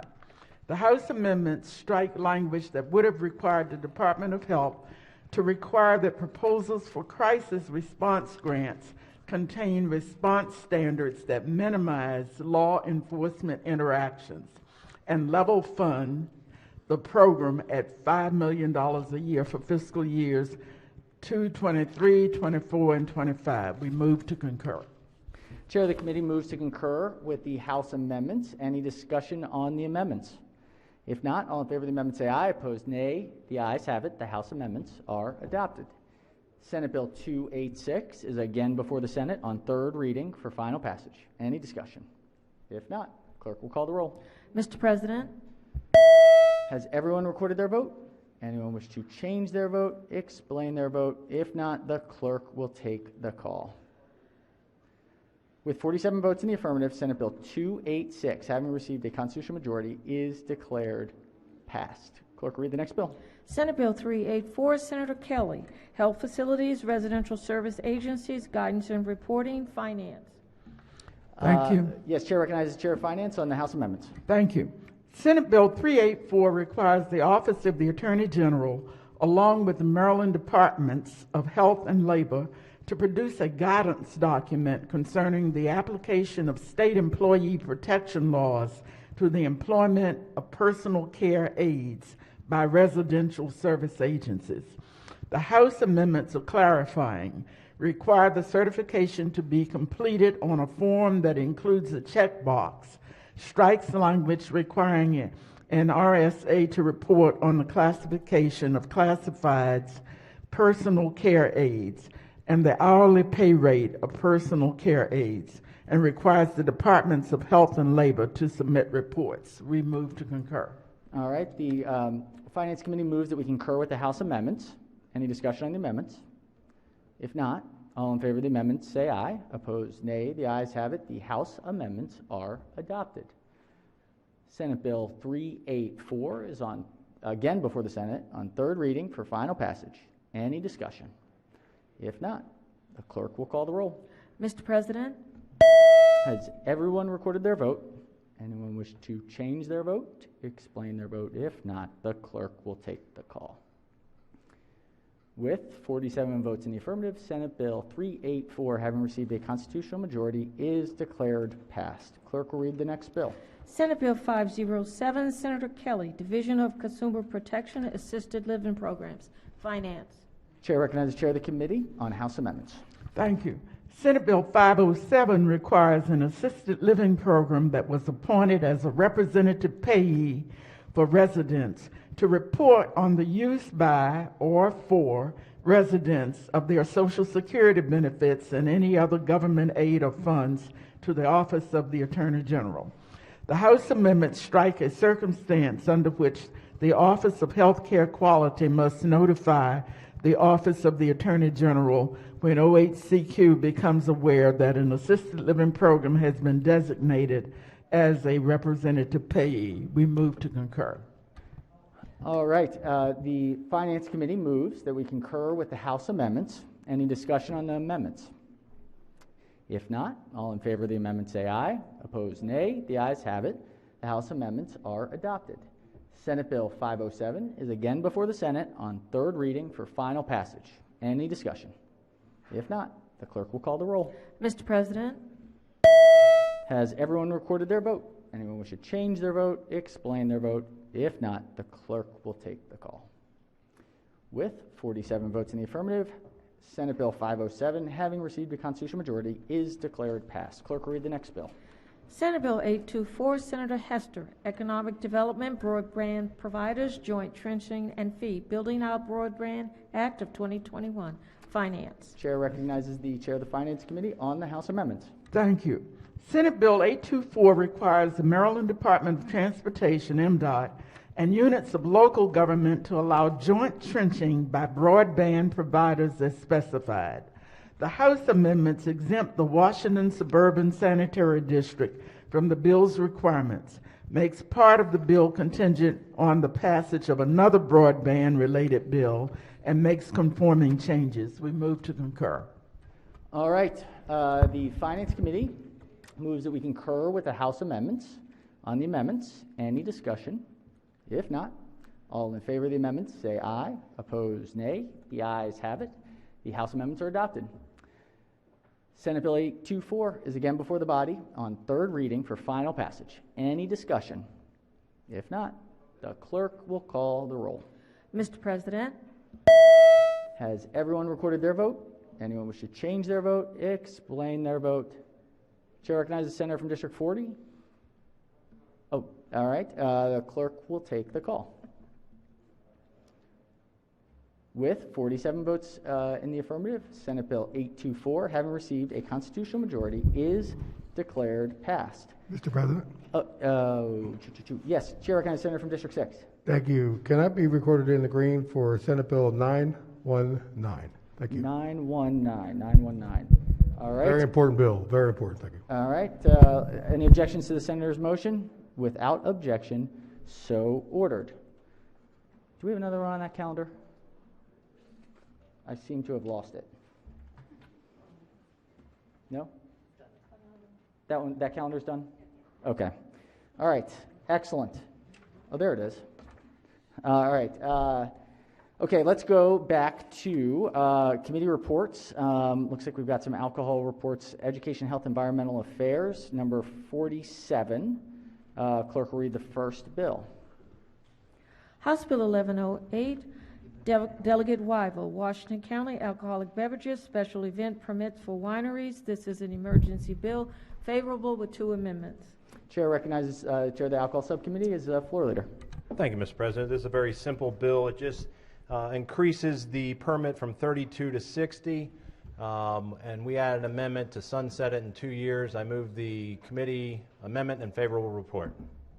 Floor leader moves for the adoption of the 2 committee amendments and the favorable committee report. On the amendments, any discussion? If not, all in favor of the amendment say aye. Opposed, nay. The ayes have it. The 2 committee amendments are adopted. Question now is on the favorable committee report as amended. Any discussion? If not, all in favor of the report say aye. Opposed, nay. The ayes have it. The favorable committee report as amended is adopted. Are there any amendments to the bill or its title? Seeing none, House Bill 1108 is hereby ordered passed for 3rd reading. Clerk will read the next bill. House Bill 1288, Delegate Ampry, Baltimore City, 40th District Alcoholic Beverages, favorable with 2 amendments. Second bill of the year. Senator from District 40, just saying.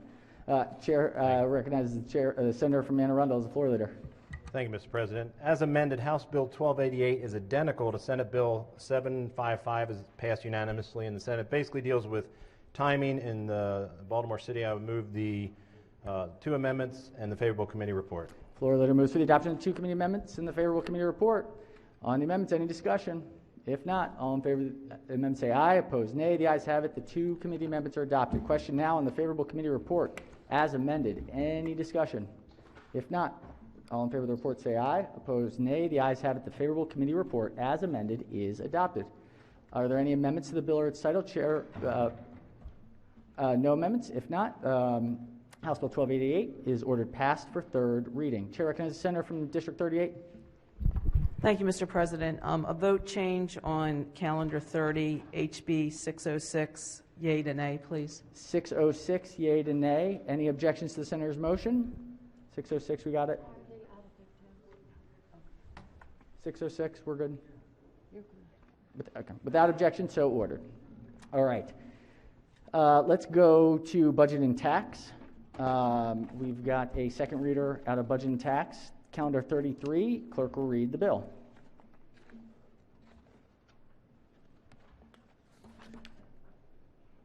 House Bill 940, the Speaker, Gaming, Regulation of Fantasy Gaming Competitions and Implementation of Sports Wagering, favorable with 21 amendments. Chair recognizes the Senator from Montgomery County as the floor leader. Well, thank you very much, Mr. President. First, let me just thank my colleagues from the Senate. I know I'm not supposed to comment on other houses' actions. I just wanted to thank everybody that has been involved with this thoughtful process and all the work that has been put into this.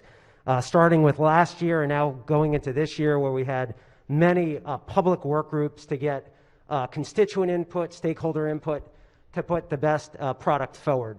So why are we here? This is the sports betting bill that the Senate of Maryland will be working off of. The reason why we're here is voters in Maryland overwhelmingly said they want the ability to do sports betting. We're also here because over half the country is engaged in sports betting, including all the neighboring jurisdictions around Maryland. So our objective is to make sure that we stay competitive with our neighboring states, making sure that Maryland tax dollars are returning back to the state, also ensuring that we're investing in our children's education future, and that's why all the revenues here will be going to the Blueprint for Maryland's Future. But just as importantly, and what we've said time and time again, you've heard the chair of the committee say this, and countless other members of the General Assembly, is that we wanted to make sure that the bill in front of us has meaningful minority and women-owned business participation. And I believe that the Senate Budget and Taxation Committee, when we unanimously voted this out, believed that this is a roadmap to get there. So what I wanted to do was, I just wanted to walk through, colleagues, some of the highlights of the bill. There's 21 amendments, so the highlights will be the amendments, just because it's the amendments are a little bit scattered. So I'll walk through them, and then I'd be happy to yield for any questions. So first, the State Gaming and Lottery Commission will be the one they'll be applying to the State Gaming and Lottery Commission, but there's going to be an independent body created called the Sports Wagering Application Review Committee, an independent commission that will be the one approving all the licenses that I'm about to go through. So what are the licenses that we're talking about? And some of this might sound familiar because it reflects some of the actions that we took last year in Senate Bill 4. We're going to have different classes of licenses. We're going to have Class A1 licenses. They're going to be your bigger casinos, your Pimlico and Laurel racetracks. That's going to be one license. And then you're going to have your 3 sporting facilities, your professional sporting facilities. And that's going to be a $2 million initial license fee. And then after 5 years, it's going to be a $500,000 renewal. For your smaller, it's going to be a $1 million license fee and a $300,000 renewal after that 5 years. However, our focus also is on the B licenses. And the B licenses is really where we are going to walk the walk in terms of putting where we say meaningful small minority women business participation into action. And these B1 licenses, as well as A, are going to be unlimited. The B2s are going to be for those licensees that are applying that have more than 25 employees or more than 3 million gross. So what would that include? That would include Maryland State Fair. That would include your off-track betting facilities like your riverboat. It would also include rod and reel or some of the amateur minor league baseball teams that might be interested at their stadiums to have sports betting in the future. And then you have the B2 licenses that will be, again, 25 employees or less. And that's really where we're going to try to get people into the market, not only to participate, but to grow, to make sure that those folks that may not have their voices necessarily heard in Annapolis right now, who might be late in getting their money together, it might be delayed in getting their money together in the application process, but they shouldn't be shut out of the process. And this is the ability to give them an opportunity to have literally skin in the game, where there's unlimited B2 licenses. But where do they get the support? They get the support from a newly created special fund that's going to go to supporting the B licenses, that's going to be paid at a 5% out of the license fee from your A-class licensees. That's going to go directly to supporting the Class B licenses when it comes to a license fee, when it comes to helping them with operations, and also targeted training, navigation, to make sure that they can navigate the system and get the training they need around sports betting. And each licensee, regardless of whether you're an A or B, will still have to coordinate with the Office of the Attorney General and the Small Minority and Women Business Affairs Office to make sure they're meeting certain requirements. And then last but certainly not least, we have the mobile licenses. And those two will be unlimited. The initial license fee for that is $500,000. And after 5 years, it'll be $100,000. Those, for the mobile licenses, they will be directly overseen by the Sports Wagering Application Review Commission. And we wanted to make sure that before any license gets activated in that realm, that the commission has to make sure that they determine that remedial measures are in place and may or may not be necessary. And the committee adopted some things, some items that we wanted them to consider, but not have to adopt when awarding some of these licenses. Class A and so the tax rate, there's a tax rate that would be coming back to The casino or the game or the licensee could be Rod and Reel, whoever the licensee is, the small minority-owned business. But for A's for the A class for the bigger license, that's the tax rate would be 15%, and for the Bs, the smaller businesses, it would be 13% for proceeds. And then there's also miscellaneous parts of this proposal that's included. For the fund that's going to be going to help support these the B class, that would be run by the Department of Commerce. In addition, there were amendments that were adopted that would create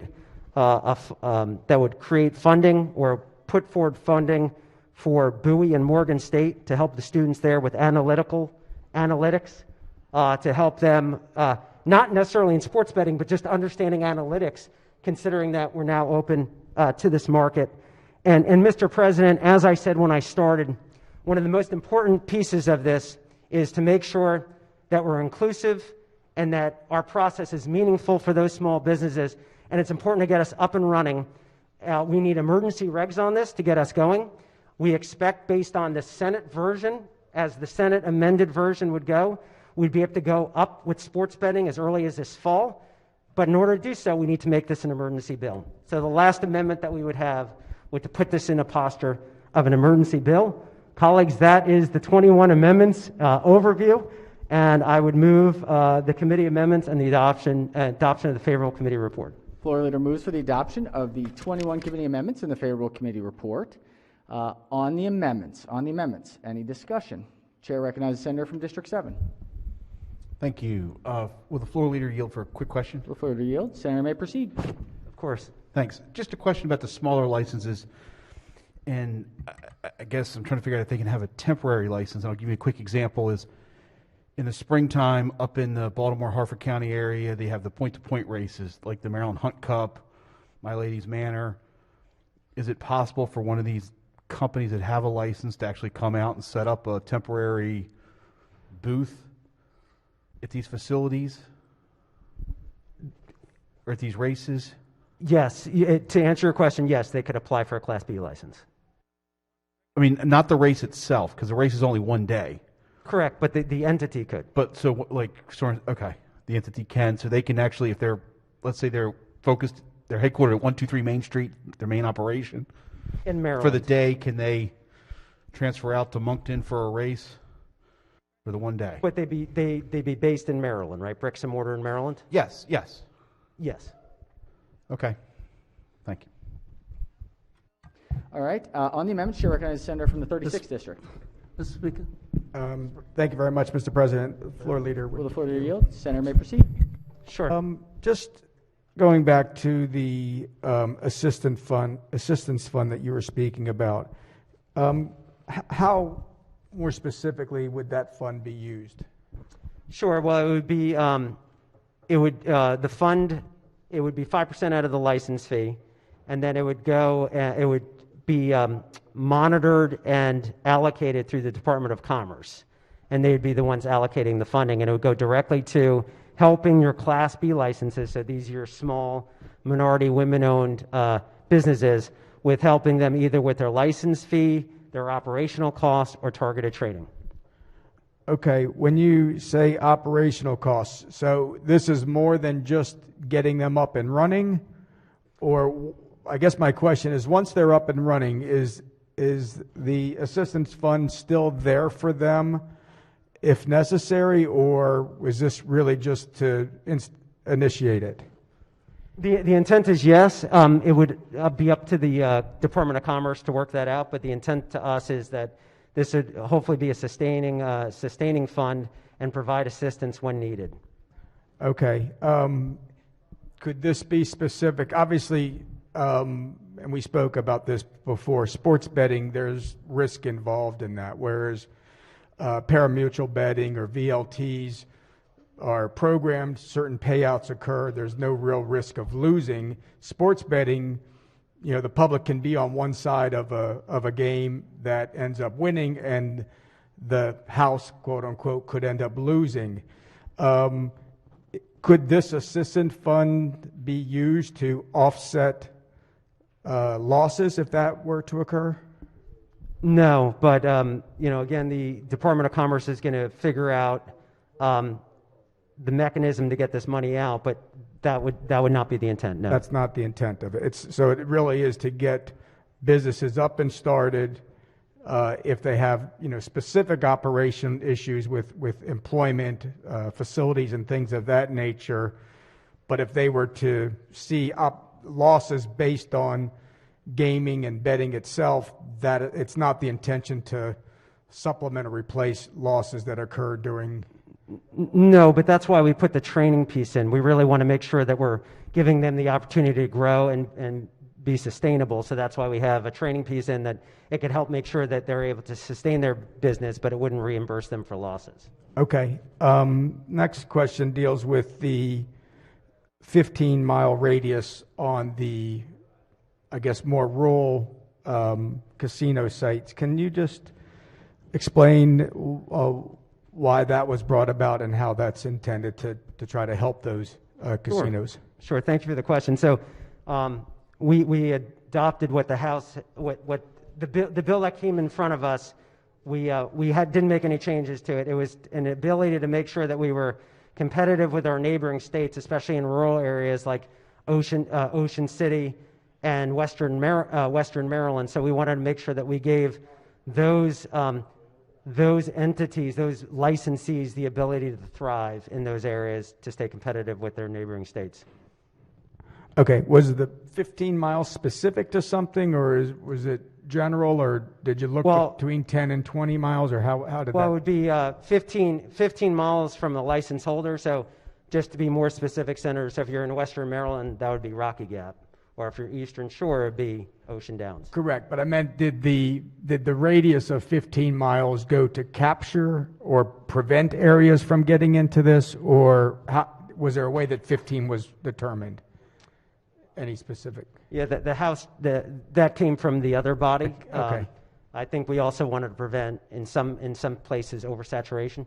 Okay, that might be it. Okay, thank you very much, Floor Leader. Thank you, Mr. President. Thank you, Senator. All right, Chair recognizes the Senator from Prince George's.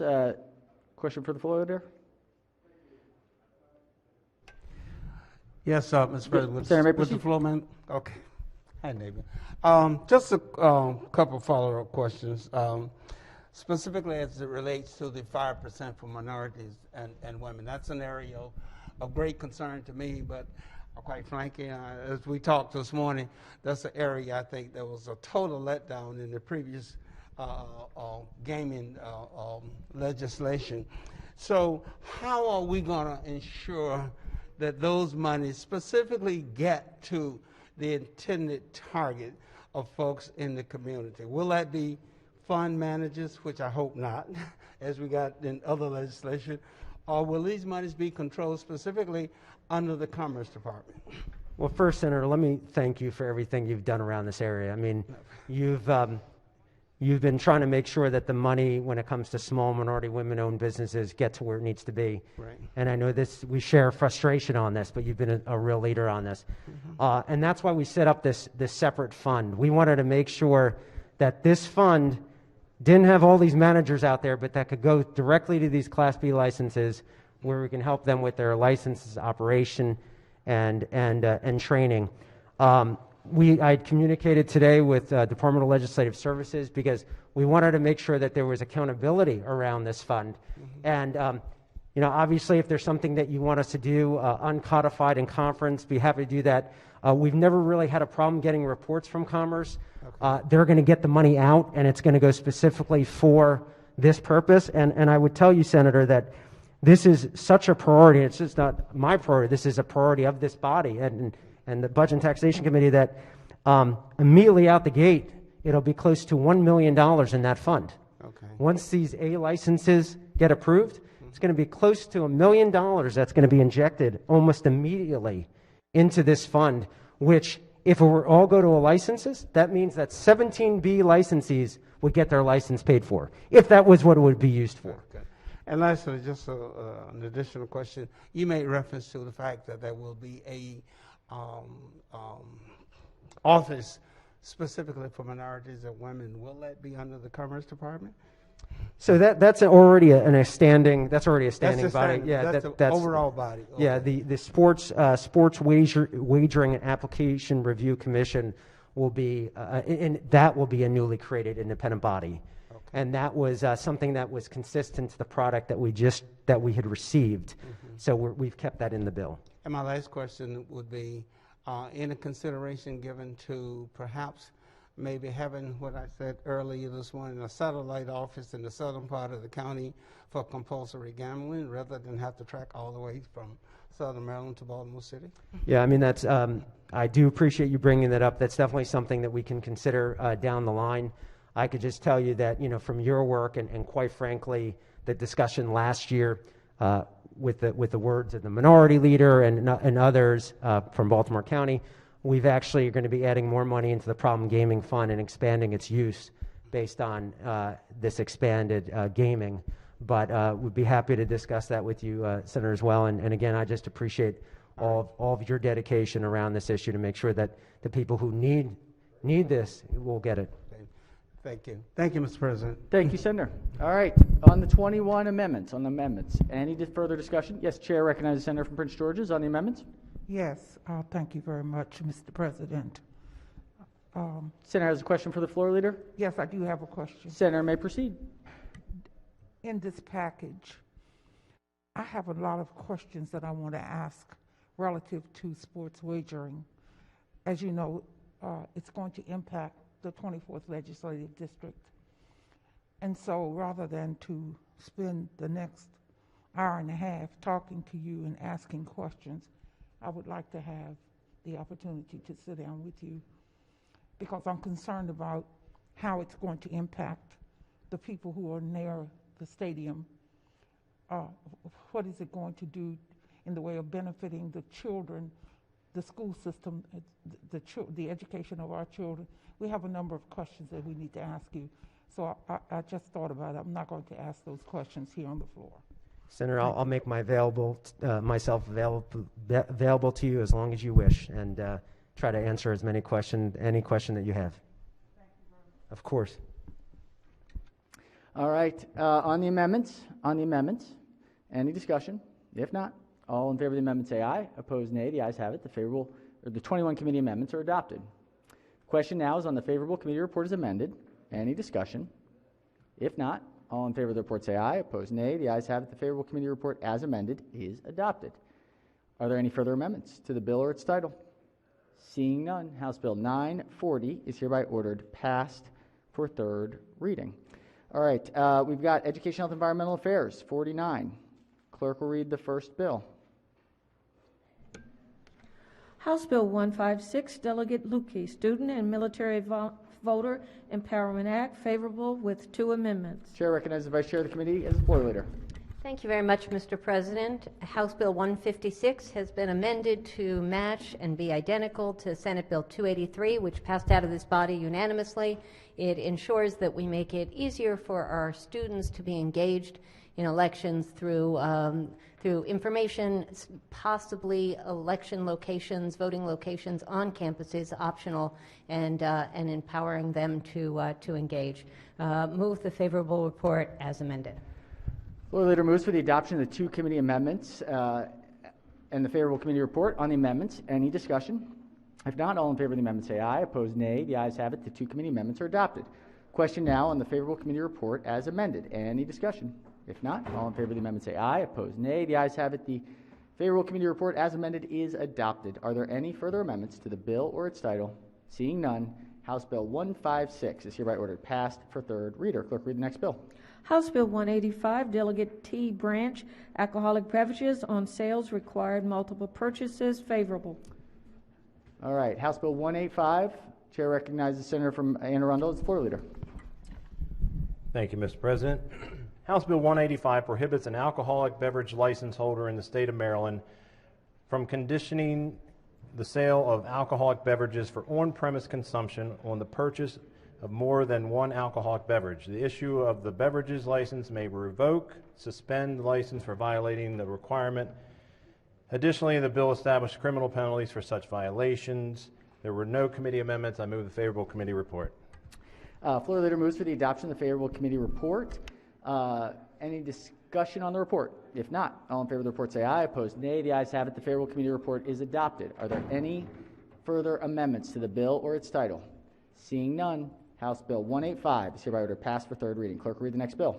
House Bill 373, Delegate Wilson, Education, Child Abuse, and Sexual Misconduct Prevention, Hiring Emergent Employees, favorable. Chair recognizes the senator from Baltimore City as the floor leader. Thank you, Mr. President. House Bill 373 addresses an important issue around ensuring that we do not expose our young people in our non-public institutions and our public schools to child abuse and sexual misconduct.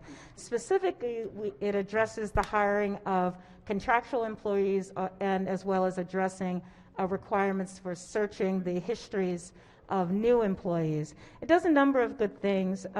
First, it authorizes the local board of education and these non-public institutions saying that they have to conduct a review of their employment history as required under the law within 60 days.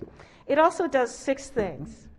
1, it alters the statutory provisions that specify the employment history and requires them to obtain that history for individuals who have direct contact with children. So it focuses on that direct contact with children. It also defines in Maryland law what direct contact means.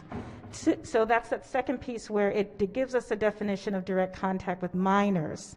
It authorizes the local and non-public schools to share that employment history with other local boards and non-public institutions and schools. Again, this is a significant change. It's something that I know a number of advocates have been working on for a number of years to make sure that schools that are hiring understand that there's a history associated with individuals. Sometimes there's been a tendency of schools to avoid embarrassment or avoid difficult situations, and they just let the person go and they don't send additional information to the sending institution. This actually allows that to continue. It authorizes a contracting agency to share employment history with other contracting agencies. Again, another sort of loophole was that if the school is using a consulting agency to provide the care or to provide the service, that they've not been able to have access to their history records, so that will no longer be the case under this law. And fifth, it establishes conditions under which the local board and nonprofit school may use the unemployment history review completed by a current or a former employer. So again, it sets very clear standards on that. And then finally, it establishes conditions under which the contracting agency may use employment history review completed by contracting agencies. There were no committee amendments. The bill was passed near unanimously. I asked for an adoption of the favorable committee report on this important legislation to make our children safer in our schools. Floor leader moves for the adoption of the favorable committee report. On the report, any discussion? On the report, Senator from Baltimore City, either? Senators? No? All right, on the report, all in favor of the report say aye. Opposed, nay. The ayes have it. The favorable committee report is adopted. Are there any amendments to the bill or its title? Seeing none, House Bill 373 is hereby ordered passed for third reading. Clerk will read the next bill. House Bill 854, Delegate Kaiser, Maryland Longitudinal Data System Center, inclusion of child welfare data in governing board, favorable. Chair recognizes the senator from District 12 as the floor leader. Thank you, Mr. President. House Bill 854 adds child welfare data consisting of out-of-home placement data, family preservation services data, and child protective services data to the data collected, analyzed, and reported by the Maryland Longitudinal Data System Center. To that end, the bill adds the Social Services Administration within DHS to the entities required to provide data sets to the data system and adds the Secretary of DHS or their designee to the membership of the governing board of the center. The center must also develop a clear and easy to understand graphic data dashboard that's published annually on its website with information including disaggregated by county on the experience of children who are provided with out-of-home placement and how out-of-home placement affected their participation in higher ed. The bill also changes the method by which the center must annually provide dual enrollment information from a report to a graphic data dashboard. By December 15th, 2021, and each year thereafter, the center must send a copy of both data dashboards as dashboards that appeared on that date that they were sent. This had the support of both DJS and also DHS, and was passed unanimously out of the committee. Move the adoption of the no committee amendments. Move the adoption of the favorable committee report. Floor leader moves for the adoption of the favorable committee report. On the report, Chair recognizes the senator from District 34.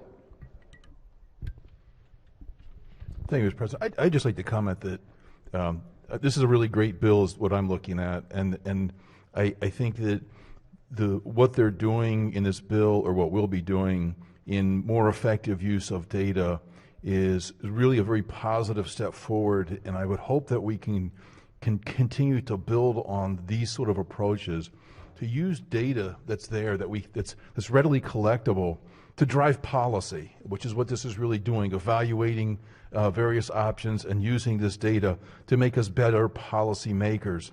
And it's in this new computerized society we live in, there is no such thing as too much data. We can collect everything and get it analyzed and help us make better decisions. So I commend the sponsor and thank the committee for moving this forward. Thank you, Mr. President. Thank you, Senator, for that observation. I was just saying the same thing. Adding welfare data is a lot of untapped potential with longitudinal data system. All right, any further discussion on the report? If not, all in favor of the report say aye. Opposed, nay. The ayes have it. The favorable committee report is adopted. Are there any further amendments to the bill or its title? Seeing none, House Bill 854 is hereby ordered passed to third reading. Clerk will read the next bill. House Bill 944, Delegate Solomon, Growing Family Child Care Opportunities Pilot Program established, favorable with 2 amendments. Chair recognizes the senator from Baltimore City as the floor leader. Thank you, Mr. President. To build on our last conversation, we know based on data that investing in early childhood supports, particularly for low-income children, really improves outcomes in the long run. So what this project does, what HB 944, it is identical to Senate Bill 711, which establishes the Growing Family Child Care Opportunities Pilot Program. And again, we have found during COVID especially the importance of child care and our child care providers. And what this does, it allows MSDE to provide grants to establish and support local pilot programs in low-income areas of the state. Among other things, it requires grant recipients to provides technical assistance and financial incentives to recruit individuals as they navigate through the MSDE process. So again, we need to expand the number of child care providers. We need to support them. This pilot program is a beginning investment in what I think the committee believes will be a good, sustainable program for the long run. There are 2 committee amendments. Of course, the first amendment is technical. The second one provides that the governor shall use federal funds to the extent authorized under federal law to provide funding for the program. I move for the adoption of the committee amendments and the favorable committee report. Floor leader moves for the adoption of the 2 committee amendments and the favorable committee report. On the amendments, any discussion? If not, all in favor of the amendment say aye. Opposed, nay. The ayes have it. The 2 committee amendments are adopted. Question now is on the favorable committee report as amended. Any discussion? If not, all in favor of the report say aye. Opposed, nay. The ayes have it. The favorable committee report as amended is adopted. Are there any further amendments to the bill or its title? Seeing none, House Bill 944 is hereby ordered passed for third reading. Clerk will read the next bill. House Bill 974, Prince George's County Delegation. Prince George's County Alcoholic Beverages License Sanctions and Sunday Off-Sale Permits. Prince George's 31721, favorable with 1 amendment. Chair recognizes the senator from Anne Arundel as the floor leader. Thank you. This is a local alcohol bill for Prince George's County.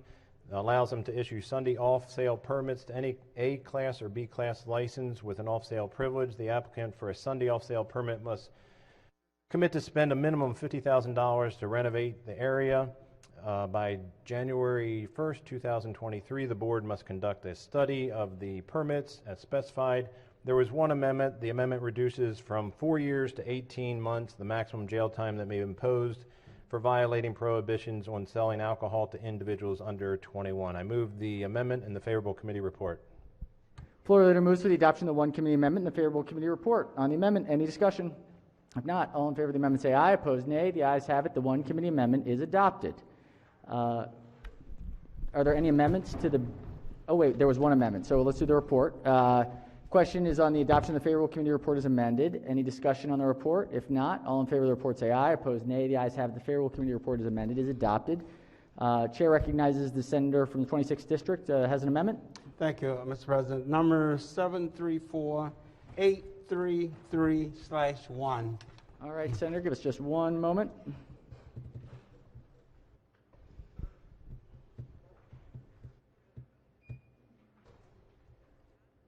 All right, Senator, may I explain the amendment?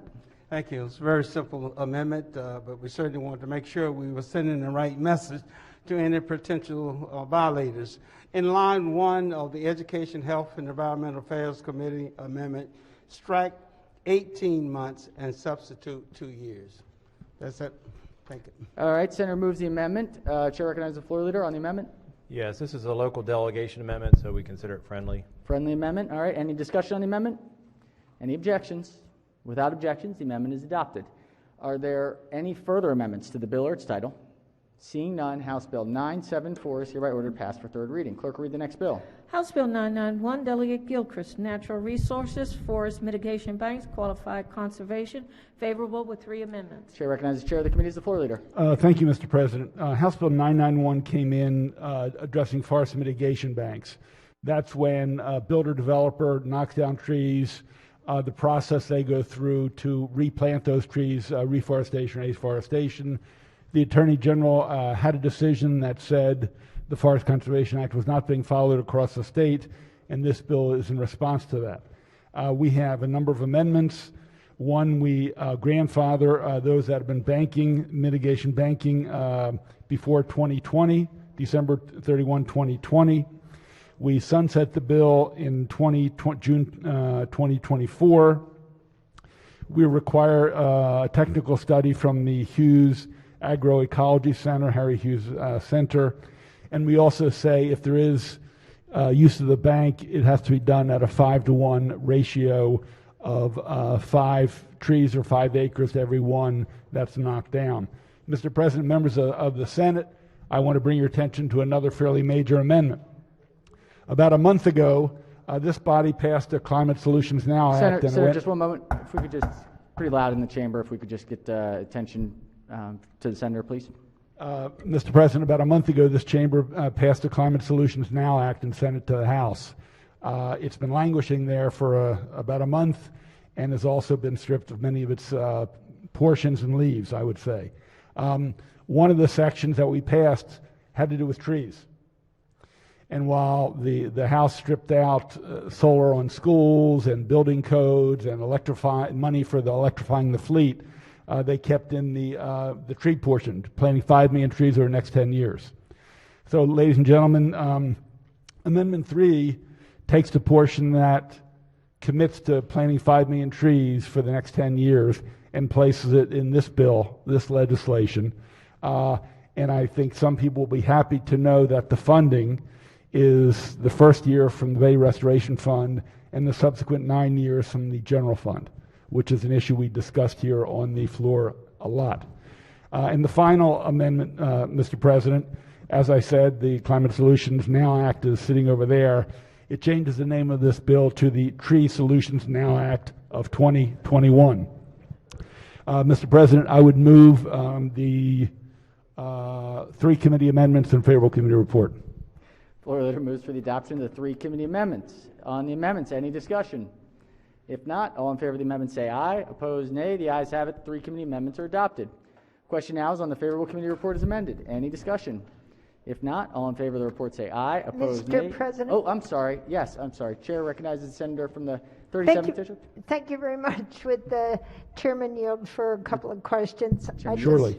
I just want to be sure about this because I know in the bill folder there was some testimony from the Forest Foundation about questions about this bill, and they indicated that if we move forward with these practices, we are not, in fact, taking into account good conservation practices. So I just wanted to know if those issues that they had offered had been addressed in the legislation, because they indicated that this is contrary to what the AG's clarification was. No, Senator, it's a very important question. And we added amendments that we think make it a lot more palatable, and some of those organizations do now support the bill. Essentially, we have a law in the books that says there should be no net loss of forest. Correct. So at the, 5 years from now, 10 years, we haven't lost forest. And in the Forest Conservation Act, if you are a builder developer and you knock down 2 acres of trees to put your project up, there's a priority order of what you need to do. You either plant trees on that property, you plant them nearby in the watershed, or you can go to another watershed. And then there was this other area in the priority. Could you buy trees that are up and bank them and take them out of development for perpetuity? And that's what's been happening. Now, some of the advocates say that while you knock down an acre and you preserve an acre, you still lose an acre. It doesn't get us to no net loss. Correct. But the argument they make is that by taking that acre of old forest, mature forest, developers can never knock it down. And so in the out years, that will accumulate and it will save some of our mature forests. That is the argument for the proponents of the mitigation. What we did in the amendments were to say, well, this is not number 1 or number 2 or number 3 in priority. If you choose to do that, for every acre of trees you knock down, you've got to protect 5 acres. The House came across with 2 acres. So essentially, I believe a farmer, for example, who has a large farm and has a stand of trees of 4 or 5 acres, I think it'll actually raise the price and help them in terms of expanding the mitigation. So will this be an incentive or a disincentive? We don't know. That's why we actually sunsetted the bill in 3 years, and we want to see in the report from the Harry Hughes Agricultural Center or the Agro Center on the Eastern Shore what the implications of this are. So, and ironically, we are attaching an amendment that calls for planting 5 million more trees. So we think, taken in toto, it moves the ball in terms of increasing tree coverage in a beneficial way. Well, thank you very much. It's been pretty controversial. As you know, I serve on the Hughes Board, and it's also what we're experiencing down on the Middle Shore is that we have farm families coming in and then harvesting that mature growth, and then people wind up planting actually right up into the gullies there along the side of the road, and I was just concerned about that. And I want to make sure that we're taking into consideration very good conservation practices so that we are getting a good return on our investment and make sure we maintain our forests. So thank you very much for that good explanation. Thank you. And Senator, one of the problems is if a developer knocks down an acre and plants an acre, they're small saplings. And their life expectancy, how many are going to make it through the first 2 or 3 years, is not that high. So we also want to retain the existing mature forest and take them out of the line of action for the next townhouse development. So we're trying to balance that. We do sunset it. We put a pretty high threshold of 5-to-1, which we think will be a major improvement of taking existing mature trees out of potential development. Great, thank you very much. Thank you, Mr. President. Thank you, Senator. Chair recognizes the senator from District 1 on the report. Thank you, Mr. President. Would the floor leader yield for a question? Senator may proceed. You ran through a lot of things here about trees. I think I asked you this question. We had another bill in here, I believe, this year. Does this have any impact on a bill we passed many years ago about reforestation, where counties that had 200,000 acres or more of trees, they didn't fit in this program until they got under 200,000 acres? Which really is 2 counties.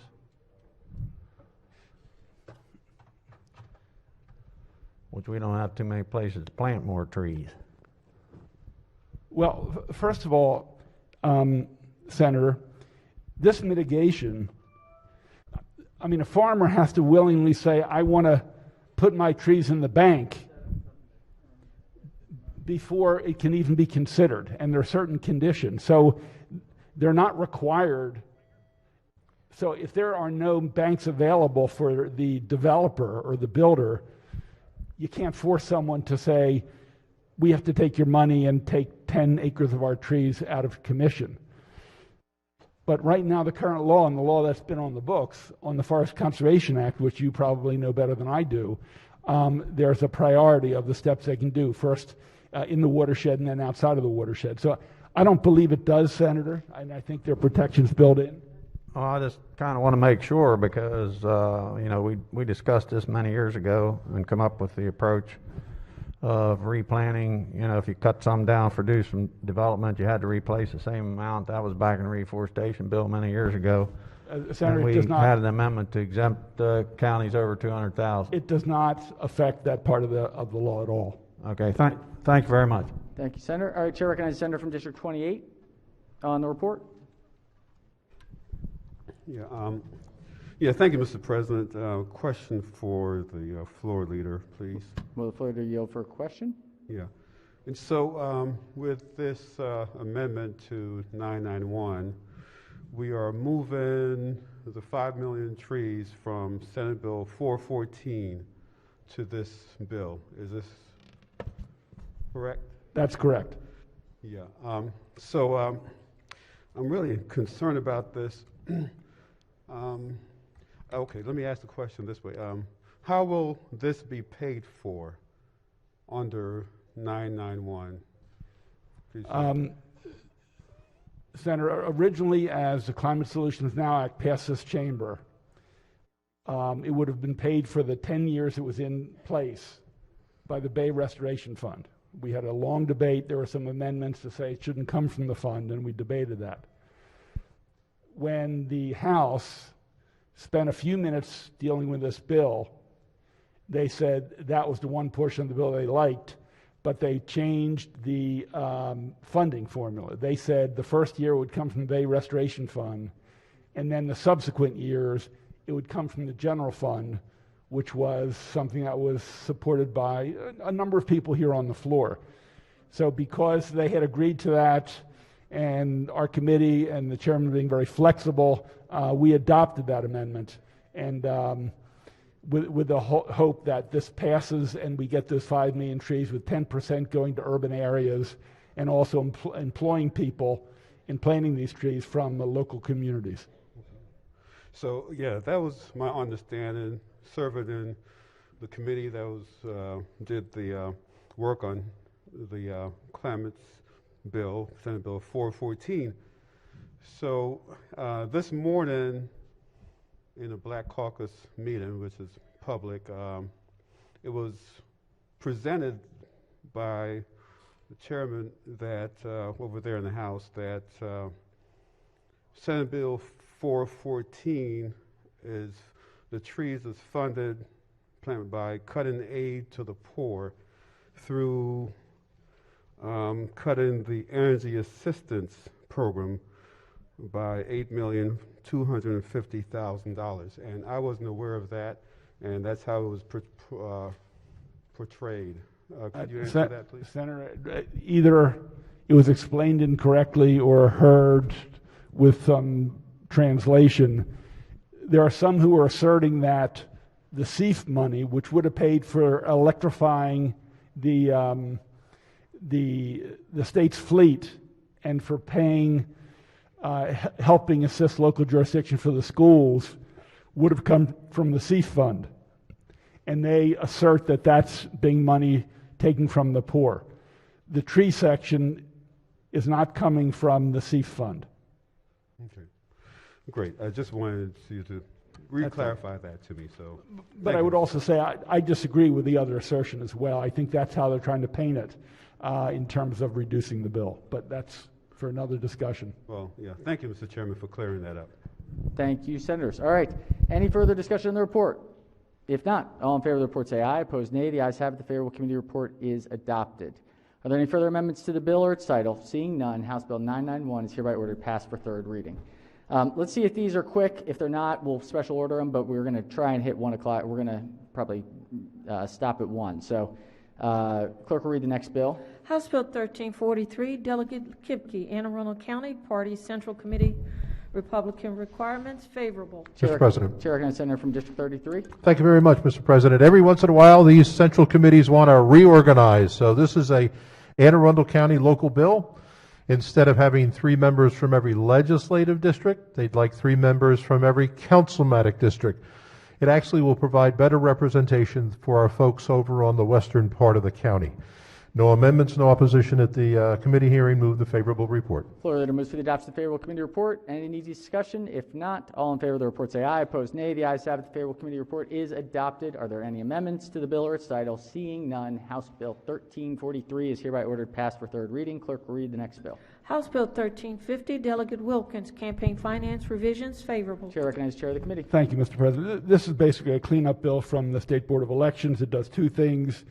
It replaces the word make with approve.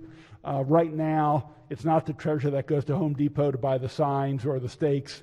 It's somebody else on the volunteer, and then they approve it and repay them. The SBE says we want to make the language reflect what the practice is, because the treasurer's not going and making all these transactions. The second part deals with people who have been found liable, the outliers. I'm sure no one on this floor, and it calls for certain bank statements to be used when there is an investigation and actions taken by the State Board of Elections. It just makes their job easier. Move adoption of the favorable committee report. Floor leader moves for the adoption of the favorable committee report. Chair recognizes the senator from District 5. Thank you, Mr. President. I wonder if the chairman would yield for a clarifying question. Will the chairman yield? There's no amendments on this one. Do we want to just special order it to the second session? Oh, no, it's... Oh. Well, unless the senator... No, go ahead. It's a quick question. I'm not... Senator may proceed. I think it's okay. I want to confirm. I think it's what you said. I was reading the bill. So this is to...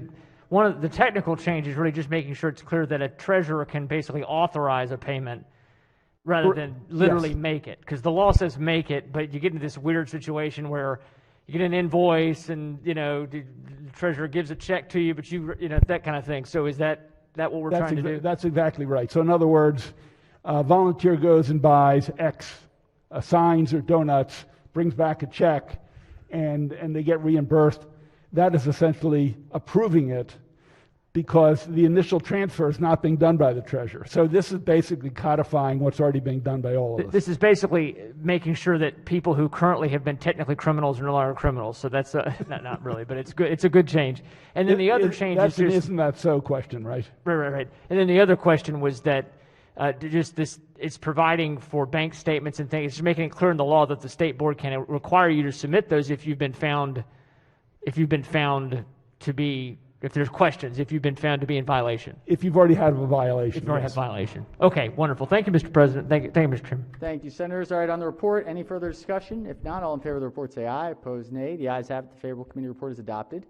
House Bill 1350, are there any amendments? If not, 1350 is ordered passed for third reading. All right, we're going to pause there. We're going to adjourn for the day and come back tonight. I think we're going to do 6:15 tonight. Chair recognizes the chair of the Finance Committee. Finance will meet for voting at 2:15. 2:15 for Finance. Thank you, Madam Chair. Chair recognizes the chair of Education, Health, and Environmental Affairs. Education, Health, and Environmental Affairs will pick up also at 2:15 for voting. All right, 2:15 for voting in EHE. Chair recognizes the chair of Budget and Tax. Thank you, Mr. President. We will go with 145 for voting. 145 for voting. 145 for voting. All right. Chair recognizes the chair of Judicial Proceedings. Thank you, Mr. President. The Judicial Proceedings Committee will reconvene at 2:30 for bill hearings, followed by a voting session. All right. Sounds great. Any other? Yes, chairs of the Rules Committee. Do we have rules today?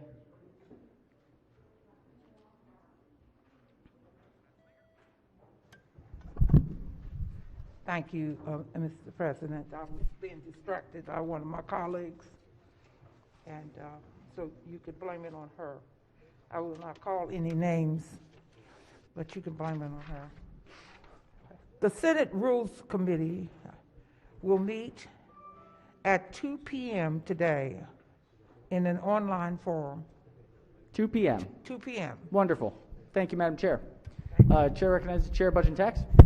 Based on that information, let me adjust, and we will meet at 2:15. 2:15 for Budget and Tax. That's what I was thinking of. Sorry. When, yeah. Chair recognizes the Chair, Finance. Was that rules? Rules, 2. And that's at 2? 2, yep. All right, in that case, then we'll make it 2:45. 2:40. It shouldn't be that long. Okay.